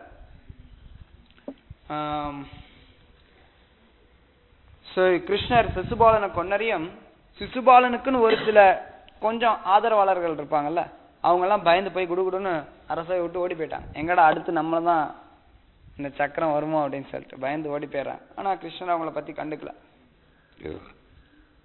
இவன் இறந்தறியும் சிசுபாலன் உடல்ல இருந்து ஆத்மா ஒரு வெளிச்சம் மாதிரி வந்து கிருஷ்ணருடைய உடலோட ஐக்கியமாயிடுச்சு. சிசுபாலன் முக்தி அடைஞ்சான் அப்படிங்கிறத அந்த அரசவையில இருந்த எல்லாராலையும் பார்க்க முடிஞ்சது. சிசுபாலன் சாயுஜ்ய முக்தி அடைகிறான். சாயுஜ்ய முக்தி அவன் அடைஞ்சான் அப்படிங்கிறத அந்த அரசவையில இருக்க எல்லாரும் பார்க்க முடிஞ்சது. ஏன்னா கிருஷ்ணரால கொல்லப்பட்டாலும் அவன் வந்து முக்தி அடையணும் அப்படிங்கிற அந்த உயர்ந்த தன்மை வந்து கிருஷ்ணர் மற்றவங்க எல்லாரும் பாக்குற மாதிரி காட்டுற. அங்க வந்து பெரிய பெரிய தேவர்கள், மாமுனிவர்கள், ரிஷிகள் எல்லாரும் இருக்காங்க. அவங்க முன்னிலையில கிருஷ்ணர் வந்து அந்த ஆத்மாவை தனக்குள்ளார வாங்கி காட்டுற. சோ உண்மையில பாத்தீங்கன்னா சிசுபாலன் வந்து பகவானுடைய நித்தியமான சகாக்கள் ஒருத்தான். யாரு? சிசுபாலன் யாரு? கிருஷ்ணருக்கு சின்னாய் மகன்கிறதெல்லாம் இங்க கேட்கல. சிசுபாலன் யாரு? அதுக்கு முன்னாடி ஜெய் விஜய். ஜெய் விஜய் வந்து ஹிரண்யாக்ஷன் ஹிரண்யகிஷ்புவா வந்தாங்க. அதுக்கப்புறம் ராவணன் கும்பகர்ணனா வந்தாங்க. அதுக்கடுத்து கிருஷ்ண அவதாரத்துல அவங்க வந்து சிசுபாலனும் இன்னொருத்த யாரு? No no Dantavakra. இன்னும் 4-5 அத்தியாயம் கடந்து தண்டவக்ரனை கிருஷ்ணர் வதை பண்றதை நம்ம பார்க்கலாம். இப்ப சிசுபாலனை கிருஷ்ணர் வதை பண்றார். சிசுபாலன் ஜெய் விஜய் அவங்கதான் சிசுபாலனுடைய ரூபத்தையும் தண்டவக்ரனுடைய ரூபத்திலையும் வந்திருக்காங்க. சோ அதனால கொஸ்டின்ஸ் லாஸ்ட் யுதிஷ்டர். அதுக்கப்புறம் இந்த சிசுபாலன் வந்து முக்தி அடைஞ்சிடறான். அதுக்கப்புறம் செரமனி எல்லாம் ராஜா யுதிஷ்டர் மகாராஜ் எல்லாருக்கும் வேணுங்கிற அன்பளிப்புகளை கொடுத்து அவங்கள எல்லாரையும் நிறைய பேர் வந்து அவங்களை பிரிவை தாங்க முடியலன்னு எல்லாரையும் வந்து யுதிஷ்டர் ரொம்ப நாள் அவங்க கூடவே தங்க வச்சு கூடவே இருக்கணும் அப்படின்னு சொல்லி எல்லாரும் ரொம்ப நாள் தங்குறாங்க.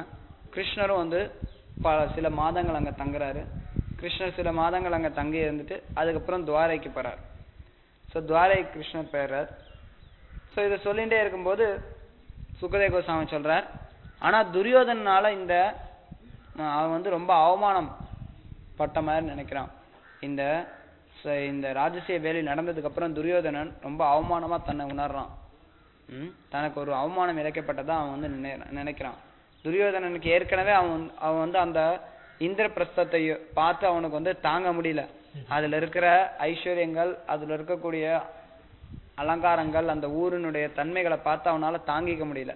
ரொம்ப அடிச்சுக்கிறான். அவனுக்கு நெஞ்சு படபடன்னு இருக்கு. என்னடா இது, இவ்வளவு நம்ம வந்து சும்மா ஒரு காட்டை கொடுத்தோம், இந்த பசங்க வந்து இவ்வளவு அழகா நகரத்தை நிர்மாணிச்சுட்டாங்களே அப்படின்னு சொல்லி அவனுக்கு வந்து உள்ளம் தாங்க முடியாம அவன் வந்து ஒரு வெறுப்புணர்ச்சியை உணர்றான் அப்படின்னு சொல்லி உணர்ந்தான் அப்படின்னு சொல்லி சுகதேவ கோஸ்வாமி சொல்றார்.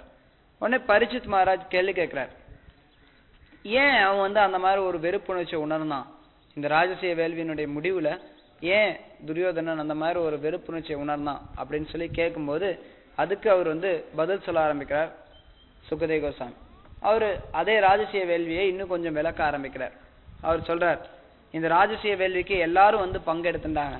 இதுல பங்கெடுத்த எல்லாருமே வந்து ரொம்ப ஆர்வத்தோட இதுல பங்கெடுத்துட்டாங்க.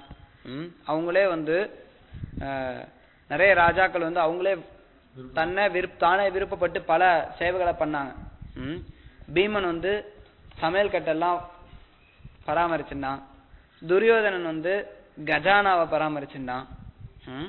சகாதேவன் வந்து வரக்கூடிய விருந்தினர்களை வந்து உபசரிக்கிறது. நகுலன் வந்து வேணுங்கிற பொருள் எல்லாம் வாங்கிட்டு வர்றது. அர்ஜுனன் வந்து பெரியோர்களை பாத்துக்கிறதுக்கு. கிருஷ்ணர் வந்து வர்றவங்க எல்லாரையும் வரவேற்று அவங்களுடைய பாதங்களை கழுவினார் கிருஷ்ணர். திரௌபதி வந்து உணவு பரிமாறுறதுக்கு. கர்ணன் வந்து தானம் கொடுக்கறதுக்கு. அப்புறம் யூதானன், விகர்ணா, ஹர்தியா, விதுரா, பூரீஸ்வர் இவங்க எல்லாருமே வந்து ஒவ்வொருத்தரும் அவங்கவுங்க விருப்பப்பட்டு ஒவ்வொரு சேவையில ஈடுபட்டு இருந்தாங்க. அதுக்கப்புறம் அவங்க வந்து ஆவபிருத்தா அப்படின்னு ஒரு சடங்கு, அதுல வந்து எல்லாரும் குறிப்பா ராஜாவும் ராணியும், அதாவது யுதிஷ்டிர மகாராஜரும் திரௌபதியும் நதியில குளிச்சு அவங்க புது ஆடைகளை உடுத்திண்டு தானங்கள் கொடுக்கறது, இப்படி பல்வேறு நிகழ்ச்சிகள் நடந்தது அப்படின்னு சொல்லப்படுது. ஸோ ராஜாவினுடைய ஏற்பாட்டின் பிரகாரம் கிருஷ்ணரும் அங்க கொஞ்ச நாள் தங்கி இருக்கிறார். அப்படி கிருஷ்ணரும் தங்கி இருக்கார். ஆனா துரியோதனனுக்கு ஆரம்பத்துல இருந்தே அந்த வெறுப்பு இருந்துட்டே இருக்கு. தான் வந்து தன்னை காட்டில இவங்க வந்து பெரிய ஆளுங்கள் ஆயிட்டாங்களே. துரியோதனன் வந்து மனசார அதை வந்து ஏத்துக்கல. ராஜசிய வேள்வி யுதிஷ்டிர மகாராஜ் பண்றத மனசார துரியோதனால ஏத்துக்க முடியல. வேற சூழ்நிலை கிடையாது. தேவையில்லாம யுதிஷ்டிர மகாராஜ் வந்து கேட்கும்போது துருதராஷ்டிரர் ஒத்துக்கிறார் ராஜசிய வேள்வி நடத்துறதுக்கு. பீஷ்மரும் ஒத்துக்கிறார். அப்படி இருக்கும்போது துரியோதனால எதுவும் செய்ய முடியல. ஏன்னா துரியோதனன் ராஜா கிடையாதுங்க, துருதராஷ்டிரர் தான் ராஜா. இருந்தாலும் துரியோதனனுக்கு அந்த ஒரு வெறுப்புணர்ச்சி இருந்துட்டே இருக்கு. தான் எப்படி யுதிஷ்டிர மகாராஜ் இந்த மாதிரி ராஜா பண்ணலாம் அப்படின்னு. ஸோ அது மாதிரி இருக்கும்போது ஒரு நாள் அந்த மாயாதானவா கட்டின மாளிகைக்குள்ளார துரியோதனன் வந்துட்டு இருக்கான். அந்த மாளிகைக்குள்ளார வரும்போது அங்க இருக்கக்கூடிய ஒவ்வொரு செயல்களும் அவனை வந்து பிரமிக்க வைக்குது. அங்க இருக்க பல இடங்கள்ல அவன் வந்து மயக்கப்படுறான். துரியோதனன் வந்து தப்பா நினைச்சுக்கிறான். தண்ணி இருக்குன்னு நினைச்சுக்கிட்டு முழங்கால் மேல இப்படி தோத்தி அப்படி மேல தூக்கிட்டு தண்ணியில கால் வைக்க, பொறுமையா கால் வைக்கலாம் அப்படின்னு சொல்லி வைக்க போறான். ஆனா அது தரையா இருக்கு. ஸோ இது மாதிரி ஏமாந்து போயிட்டு இருக்கான். ஸோ ஏமாந்து போகும்போது ஒரு இடத்துல வந்து தரன்னு நினைச்சு இறங்குவான். அது தண்ணியா இருந்து பொத்துன்னு உளுந்துருவான். உளுந்தறியும் எல்லாரும் சிரிச்சிருன்னு சிரிப்பாங்க. பீமன், திரௌபதி எல்லாருமே சிரிக்க ஆரம்பிச்சிடுவாங்க. யுதிஷ்டிர மகாராஜ் வந்து சிரிக்காதீங்கன்னு நிறுத்த பார்ப்பாரு. கிருஷ்ணன் இங்கிட்ட சிரி நல்லா சிரிக்க வச்சாரு. எல்லாரும் சிரிக்கிறாங்க. திரௌபதி, பீமன், அப்புறம் பாண்டவர்கள், அங்க இருக்கக்கூடிய சபையில இருக்கவங்க கொஞ்சம் பேரு, கிருஷ்ணனும் சேர்ந்து சிரிக்கிறார். உடனே துரியோதனனுக்கு பயங்கர அவமானம் ஆயிடும். எப்படி இது? இதனாலதான் துரியோதனன் வந்து அவமானம் அடைகிறான். ஸோ இதுக்கப்புறம் தான் அவன் வந்து படிப்படியா இந்த அவமானத்துக்கு எப்படி ஈடு செய்யறது, போர் தொடுக்கலாம் அப்படிமா. அதுக்கப்புறம் சகுனி வந்து போர் தொடுக்க வேண்டாம், சூதாடலாம் அப்படின்னு சொல்லி சூதாட்டத்துக்கு வந்து அதுக்கப்புறம் சூதாட்டத்துல எல்லாத்தையும் இழந்து அதுக்கப்புறம் 14 வருஷம் வனவாசம் இருந்து அதுக்கப்புறம் மொத்த குருக்ஷேத்திர போர்க்களம் தான் வரும். ஓகே, ஹரே கிருஷ்ணா. ஏதாவது கேள்விகள்? இப்ப கேளுங்க கேள்விகளை. பீமனும் அர்ஜுனன் வரும் இல்லை ஜராசந்தன் இதுக்கு நாட்டுக்கு வந்து கேட்பாங்கல்ல பிராமணர் விஷயத்துல. ஆக்சுவலாக அவங்க பிராமணன் சொல்லிடுவாங்க, நாங்கள் ராஜாக்கள்னு சொல்லிடுவாங்கல்ல. ஆக்சுவலாக பிராமணர்ஸ் கிடையாது நாங்கன்னு சொல்லுவாங்க. அப்படியே அவங்களோட மதிப்பு கொடுத்துறாங்க அவங்களுக்கு கேட்டு இதுக்கு. இருந்தாலும் அதுக்கு முன்னாடி பிராமணன் கிடையாதுன்னு சொல்றதுக்கு முன்னாடி அவன் சரி நீங்க கேட்கறத கொடுக்குறேன்னு சொல்லிட்டானே. சொல்லிட்டான், பட் பிராமணர் இருந்தா கொடுக்க மாட்டேங்க அப்படின்னு இல்லையே, கேட்கறத கொடுக்குறேன்னு சொல்லிட்டானே.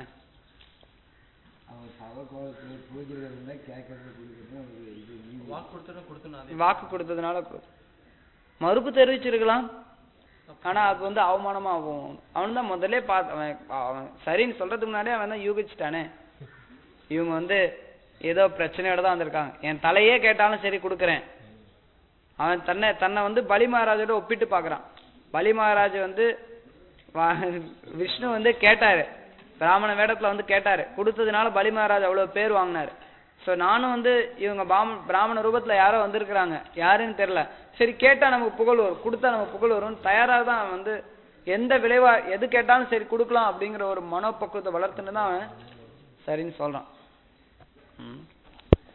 கேட்டீங்களா ஏதோ ஒண்ணு? கோலத்தில் வந்து இந்த 4 குமாரர்கள் வந்து அவங்க சாபம் கொடுக்குறாங்கல்ல, அந்த உள்ள விடல அவங்க எப்படி வந்து கீழே வந்து பிறகுறாங்கன்னு இங்க இருக்கிறவங்க வைகுண்டம் போனா பிறவை இருக்காது, ஆனா அங்க போன பிறகு அவங்க பிறவை எடுத்தாங்களே ஏன் ஒரு சாபத்தினால. அது பகவானுடைய ஸ்பெஷல் அரேஞ்ச்மெண்ட். பகவான் வந்து இந்த உலகத்துக்கு வந்து அவர் கூட சண்டை போடணும் அப்படின்னா அதுக்கு தகுதியுடைய நபர்கள் வேணும்.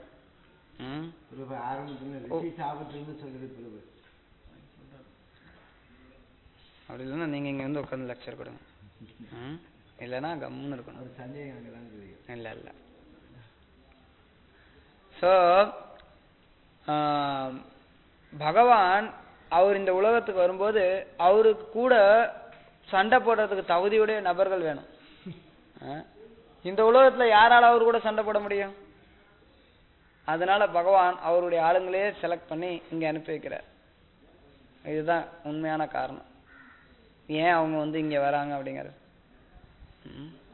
ஜெய விஜய் ஏன் வராங்க, ஏன் வைகுண்டத்துல இருந்து இங்க வராங்க அப்படின்னா பகவானுடைய ஏற்பாடு. பகவான் அவங்கள இங்க வைக்கணும்னு எதிர்பார்த்தார். எப்படி பகவான் இங்க தோன்றும் போது அவருடைய லீலைகளுக்கு உதவி பண்றதுக்காக ஒரு சில பக்தர்களோடயே வராரோ, எப்படி நீங்க பாத்தீங்கன்னா கிருஷ்ணர் இங்க வரும்போது ராதாராணியும் கூட வராங்க, அவருக்கு நெருக்கமான கோபியர்களும் கூட வராங்க, நந்த மகாராஜ் யசோதாமா அவங்களும் கூட வராங்க, விருந்தாவன வாசிகள் நிறைய பேர் உண்மையில நித்திய சித்தாக்கள் அவங்க எல்லாரும் கீழே கூட வராங்க கிருஷ்ணருடைய லீலைகளுக்கு வந்து உதவி பண்றதுக்கு. எப்படி கிருஷ்ணர் அவங்க எல்லாரையும் கூப்பிட்டு வர்றாரோ அதே மாதிரி சண்டை போடுறதுக்கும் ஒரு ஆள் கூப்பிட்டு வரணும்ல. அங்க சண்டையெல்லாம் யாரும் கிடையாது, அங்கெல்லாம் சண்டையே கிடையாது. இங்க வந்தாலும் கொஞ்சம் சண்டை போடலாம். ஸோ பகவான் அந்த ரசாவை அனுபவிக்கிறார், அந்த ஒரு ருஷிய சண்டையிடுறதுங்கிற ஒரு ருஷிய. அதுக்காக பகவான் வந்து தன்னுடைய சகாக்களே அனுப்பி வைக்கிறார். அனுபவம் இது எப்படின்னா ஒரு உதாரணம் கொடுக்கப்படுது.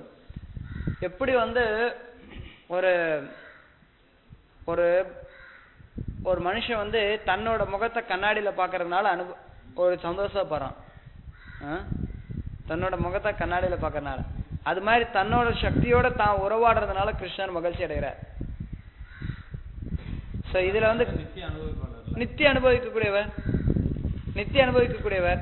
அதே சமயத்துல கிருஷ்ணர் நித்தியமா அனுபவிக்கக்கூடியவர். அனுபவம் அப்படிங்கிறது பல வகைகள் உண்டு, வெரைட்டிஸ் இருக்கு அதுல. கிருஷ்ணர் நித்தியமா அனுபவிக்கக்கூடியவர், அவருடைய அனுபவத்துல பல வெரைட்டிகள் உண்டு, ஒரே வெரைட்டி கிடையாது. அவருடைய அனுபவத்துல பல்வேறு வெரைட்டிஸ் இருக்கு, பல விதங்கள் இருக்கு. அந்த பல்வேறு விதங்கள்ல இதுவும் ஒரு விதம். சண்டை போட்டு அதனால வரக்கூடிய அனுபவத்தை அனுபவிக்கிறார். கிருஷ்ணர் கூட பாத்தீங்கன்னா இந்த இதுல என்னது தேனுகாசுரன் படத்துல பாத்தீங்கன்னா தேனுகாசுரன் வந்து கொன்னுடுவாங்க, அதோட முடிஞ்சு போயிடும். அப்புறம் வரிசையா நிறைய வந்துட்டு அவங்களுக்கு ரொம்ப சந்தோஷமாயிடும். வர்ற கழுதையெல்லாம் சுத்தி சுத்தி பனை மரத்துல ஏறிவாங்க. அது ஒரு விளையாட்டு. சோ பகவானுக்கு ஒரு விளையாட்டு அது. சண்டை போடுறது அப்படிங்கிறது அவரை பொறுத்தளவு அது ஒரு விளையாட்டு.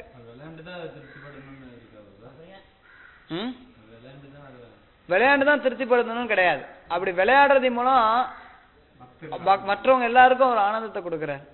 பகவானுடைய லீலைகள் நம்ம இன்னைக்கும் படிக்கிறோம். நிருசிங்கருடைய லீலை, வராகருடைய லீலைகள், ராமருடைய லீலைகள், கிருஷ்ணருடைய லீலைகள். இது மூலமா நம்ம திருப்தி அடையணும். இது மூலமா ஜீவாத்மக்கள் வந்து கிருஷ்ணரை நோக்கி நெருங்கி வர்றதுக்கு வாய்ப்பு அதிகமாகுது. கிருஷ்ணர் அவர் இந்த ஒரு குறிப்பிட்ட விதத்துல அனுபவிக்கணும்னு அவர் விருப்பப்படுறார். அவர் தான் கிருஷ்ணர். கிருஷ்ணர் வந்து ராதாராணியோட கோபியர்களோடையும் ராசனன் ஆடிதான் அவர் அனுபவிக்கணுமா? கிடையாது. அவர் ஆத்மராமா, அவர் தன்னில் திருப்தி விட்டுறவர். கிருஷ்ணர் தன்னில் திருப்தி விட்டுறவர் அப்படிங்கிற பட்சத்திலையும் அவர் வந்து மற்ற கோபியர்களோட நடனம் ஆடுறதன் மூலமா, ராசன நடனத்துல ஈடுபடுறதன் மூலமா அவர் வந்து இன்னும் அதிக ஆனந்தத்தை அனுபவிக்கிறார். உண்மையில கிருஷ்ணர் அனுபவிக்கக்கூடிய ஆனந்தத்தை காட்டிலும் ராதாராணி அனுபவிக்கக்கூடிய ஆனந்தம் பெரும் பல மடங்கு அதிகமானது. அதனாலதான் கிருஷ்ணரே ராதாராணி அனுபவிக்கக்கூடிய அந்த ஆனந்தத்தை ரசிக்கணும் அப்படிங்கிற விருப்பத்தோட சைத்தன்ய மகாபிரபு வந்தார். சோ அங்க ஆனந்தம் அனுபவங்கள் இருக்கு, ட்ரை கிடையாது. ஆன்மீக உலகம்னா ட்ரை கிடையாது, அது மாயாவத் பிலாசபி. பறட்சியா இருக்கும், எதுவும் செயல்கள்லாம் கிடையாது, செயல்களே இல்லாம ஆனந்தமா இருக்கலாம், அப்படி கிடையாது. பகவான் செயல்பட்டு ஆனந்தம் அடைகிறார். அதே சமயத்துல செயல்படாமலே அவர் ஆனந்தமா இருக்கலாம், அவர் தன்னில் திருப்தி விட்டுறவர்.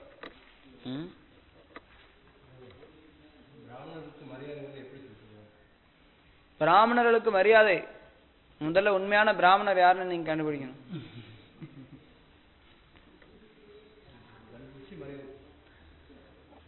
பிராமணர், ஒரு பிராமணருக்கு வந்து பிராமணர்களுக்கு வந்து நம்ம தானம் கொடுக்கணும், பிராமணர்கள் கிட்ட இருந்து நம்ம ஆன்மீக ஆலோசனைகளை கேட்டுக்கணும். இதுதான் பிராமணர்கள் கொடுக்கக்கூடிய மரியாதை. பிராமணர்களை வந்து ரொம்ப உயர்ந்த ஸ்தானத்துல வச்சு அவங்களுக்கு மதிப்பு மரியாதை கொடுக்கணும். அவங்கள வீட்டுக்கு வரவழைச்சோம்னா அவங்களுடைய பாதங்களை கழுவணும். இப்படி பல்வேறு விதிமுறைகள் இருக்கு. கலியுகத்துல கலோ சூத்திர சம்பவம், யாரு அந்த மாதிரி பிராமணர் எங்க போய் கண்டுபிடிக்க? கலியுகத்துல வைஷ்ணவர்களுக்கு மரியாதை கொடுக்கறது பெட்டர். உண்மையில யார் ஒருத்தர் வைஷ்ணவரோ அவங்க வந்து பிராமணருடைய தன்மைகளுக்கு மேல இருக்கிறாங்க. அதனால வைஷ்ணவர்களுக்கு மரியாதை கொடுக்கறது தான் நம்மளால கண்டுபிடிக்க முடியாது. பிராமணர்கள் யாருமே கிடையாது. எங்கேயாவது அற்புத ஆத்மாக்கள் ஏதாவது இருக்கலாம். குந்தி மகாராணியுடைய ரசமும் கோகுல ரசமும் குந்தி மகாராணி பக்த ரசத்தை விட்டது.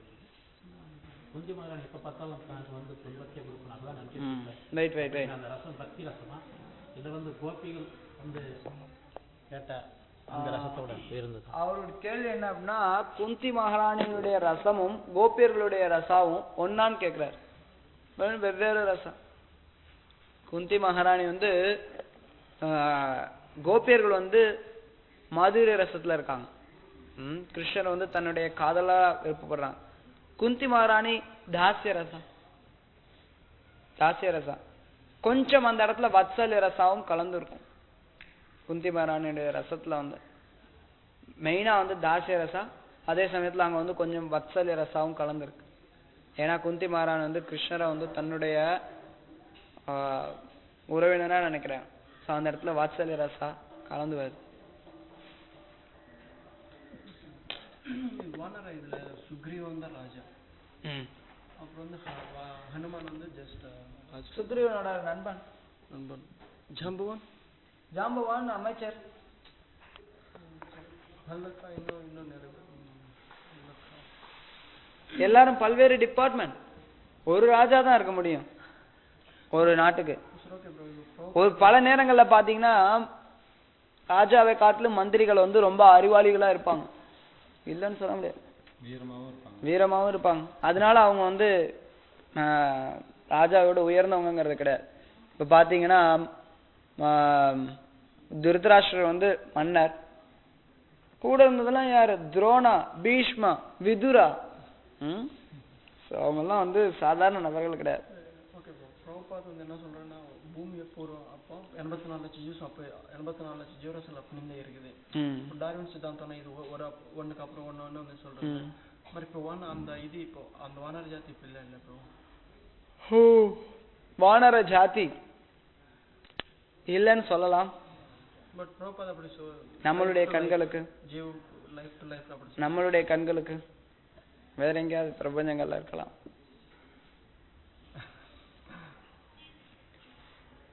அதனால இல்லவே இல்லைன்னு சொல்லிட முடியாது. பட் அவர் சொல்றாரு இப்போ எல்லாமே இருக்குது, எதுவும் ஒரு விதத்துல இன்னைக்கு வானரங்கள் இருக்கே, வானரம் அழிஞ்சு போலியா? வானரங்கள் அழிஞ்சு போலியா? ஒவ்வொன்றுக்கும் ஒரு மூலம் இருக்குல்ல, பகவானுக்கு என்ன மூலம் வரும்? சர்வ காரணம் ஆதி மூலம். அவர் தான் எல்லாவற்றுக்கும் மூலமானவர். அவருக்கு ஆதி அப்படிங்கிறது கிடையாது. பகவான் அப்படின்னா அவருக்கு எந்த ஒரு மூலமும் இல்லாதவர் தான் பகவான். அப்படி அவருக்கு ஏதாவது ஒரு மூலம் இருந்ததுன்னா அவரு பகவான் இருக்க முடியாதே.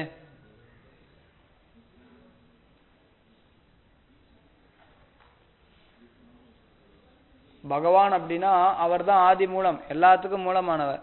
அவருக்கு ஏதாவது மூலம் இருந்ததுன்னா அப்புறம் அவர் பகவான்ங்கிறதுக்கு என்ன அர்த்தம்? இது வந்து கைண்ட் ஆஃப் ஒரு விதத்துல பார்த்தா ரொம்ப புத்திசாலித்தனமான கேள்வி மாதிரி தெரியும். நாத்திகர்கள் நிறைய பேர் இந்த கேள்வி கேட்பாங்க, எல்லாரையும் கடவுள் படைச்சாருன்னா கடவுளை யாரையா படைச்சது அப்படின்னு. ரொம்ப புத்திசாலித்தனமா கேள்வி கேட்பான். ஆனா கடவுள் அப்படிங்கிறவர் வந்து எல்லாத்துக்கும் மூலமா எல்லாத்தையும் படைச்ச, அவருக்கு படைப்பாளி அப்படிங்கிறது யாரும் கிடையாது. அதுதான் கடவுள் அப்படிங்கிறதுக்கு டெபினிஷனு. உண்மையில சொல்ல போனா யாருமே படைக்கிறது கிடையாது. அதை நல்லா தெரிஞ்சுக்கோங்க. நத்தேவாம் ஜாத்துநாசம் நத்தே நேமி ஜனாதிப நாச்சேவனா பவிஷ்யாமி சர்வே வய மத்தப்பரம். கிருஷ்ணர் கீதையில சொல்றார், எல்லாருமே நித்தியமானவர்கள். நானோ நீயோ மன்னர்களோ யாருமே இல்லாமல் இருந்த காலம் கிடையாது, இல்லாமல் இனி இருக்க போவதும் கிடையாதுங்கிறார். அப்படின்னா என்ன? எல்லாருமே நித்தியமானவர்கள். எல்லாருமே ஆத்மா எல்லா ஆத்மாக்களுக்குமே நித்தியமானது. இருந்தாலும் கிருஷ்ணர் மூலமானவர். யாரையும் எப்பவும் கிருஷ்ணர் படைச்சது கிடையாது. அதே சமயத்துல கிருஷ்ணர் சொல்றார், அகம் சர்வஸ்ய பிரபோ மத்த சர்வம் பிரவர்த்ததே இதி மத்தா பஜந்தே மாம் பூதபாவ சமானுதா. அகம் சர்வஸ்ய பிரபோ, எல்லாமே எங்கிட்ட இருந்தா வருது, எல்லாவற்றுக்கும் மூலம் நான் தான். எப்படி புரிஞ்சுப்பீங்க?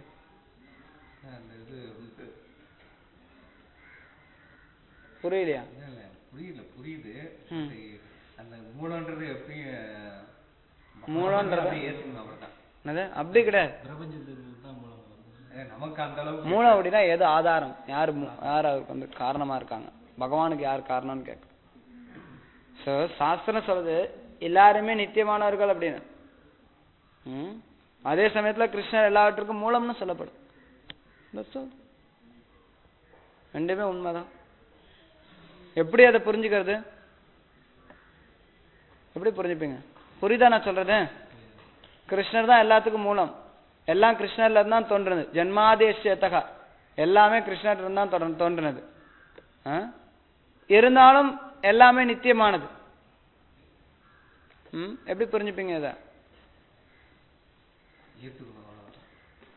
ஒரு விதத்துல ஏத்துக்கணும், இன்னொரு விதத்துல சொன்னோம் அப்படின்னா நம்மளுடைய கண்ணோட்டத்துல இருந்து பார்க்கும்போது பல விஷயங்கள், ஆன்மீக விஷயங்கள் நம்மளுடைய நடைமுறைக்கே ஒத்து வராத விஷயங்களா இருக்கும். நம்மளுடைய லாஜிக், நம்மளுடைய சாதாரண நம்மளுடைய தத்ரூபமான விஷயங்களுக்கு ஒத்து போகாதவர்களா இருக்கும் நடைமுறை விஷயங்களுக்கு. அதனால பகவத் விஷயங்கள் வந்து பொய்யாயிட போறது கிடையாது. அது எப்படி புரிஞ்சுக்கணும் முயற்சி பண்ணும். இதுக்குதான் வந்து சாஸ்திரங்கள்ல பல இடங்கள்ல நமக்கு தெரிஞ்ச மாதிரி இருக்கக்கூடிய ஒரு விஷயங்களை கொண்டு உதாரணம் சொல்லப்படுது. அது மாதிரி இதுக்கும் ஒரு உதாரணம் சொல்லப்படுது. பல நேரங்கள்ல கேட்டிருப்பீங்க, சூரியன் இருக்கு, சூரிய கதிர்கள் இருக்கு. சூரிய கதிர்களுடைய மூலம் என்ன? சூரியன். சூரியன் எப்பயாவது சூரிய கதிர்கள் இல்லாம இருந்திருக்கா?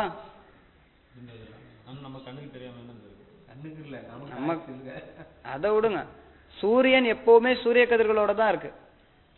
அதே மாதிரி பகவான் எப்பவுமே தன்னுடைய சகாக்களோட தான் இருக்கார், எல்லா ஜீவாத்மாக்களோட தான் இருக்கிறார். எல்லாருமே நித்தியமானவர்கள். அதே சமயத்துல எப்படி சூரிய கதிர்களுக்கு சூரியன் மூலமோ அதே மாதிரி எல்லா ஜீவாத்மாக்களுக்கும் ஆன்மீக சக்தி, ஜடசக்தி எல்லாத்துக்குமே மூலம் கிருஷ்ணர். புரியுதா? உதாரணம் கொடுத்தா புரியும், தத்துவமா கேட்டா புரியாது. சிசுபாலன் சஹஜ முக்தன் சிசுபாலன் ஜெய விஜய் அவங்க வந்து முக்தில தான் இருப்பாங்க. இவர் சஹஜ முக்தன் நிராகார பிரம்ம ஆயிடும்.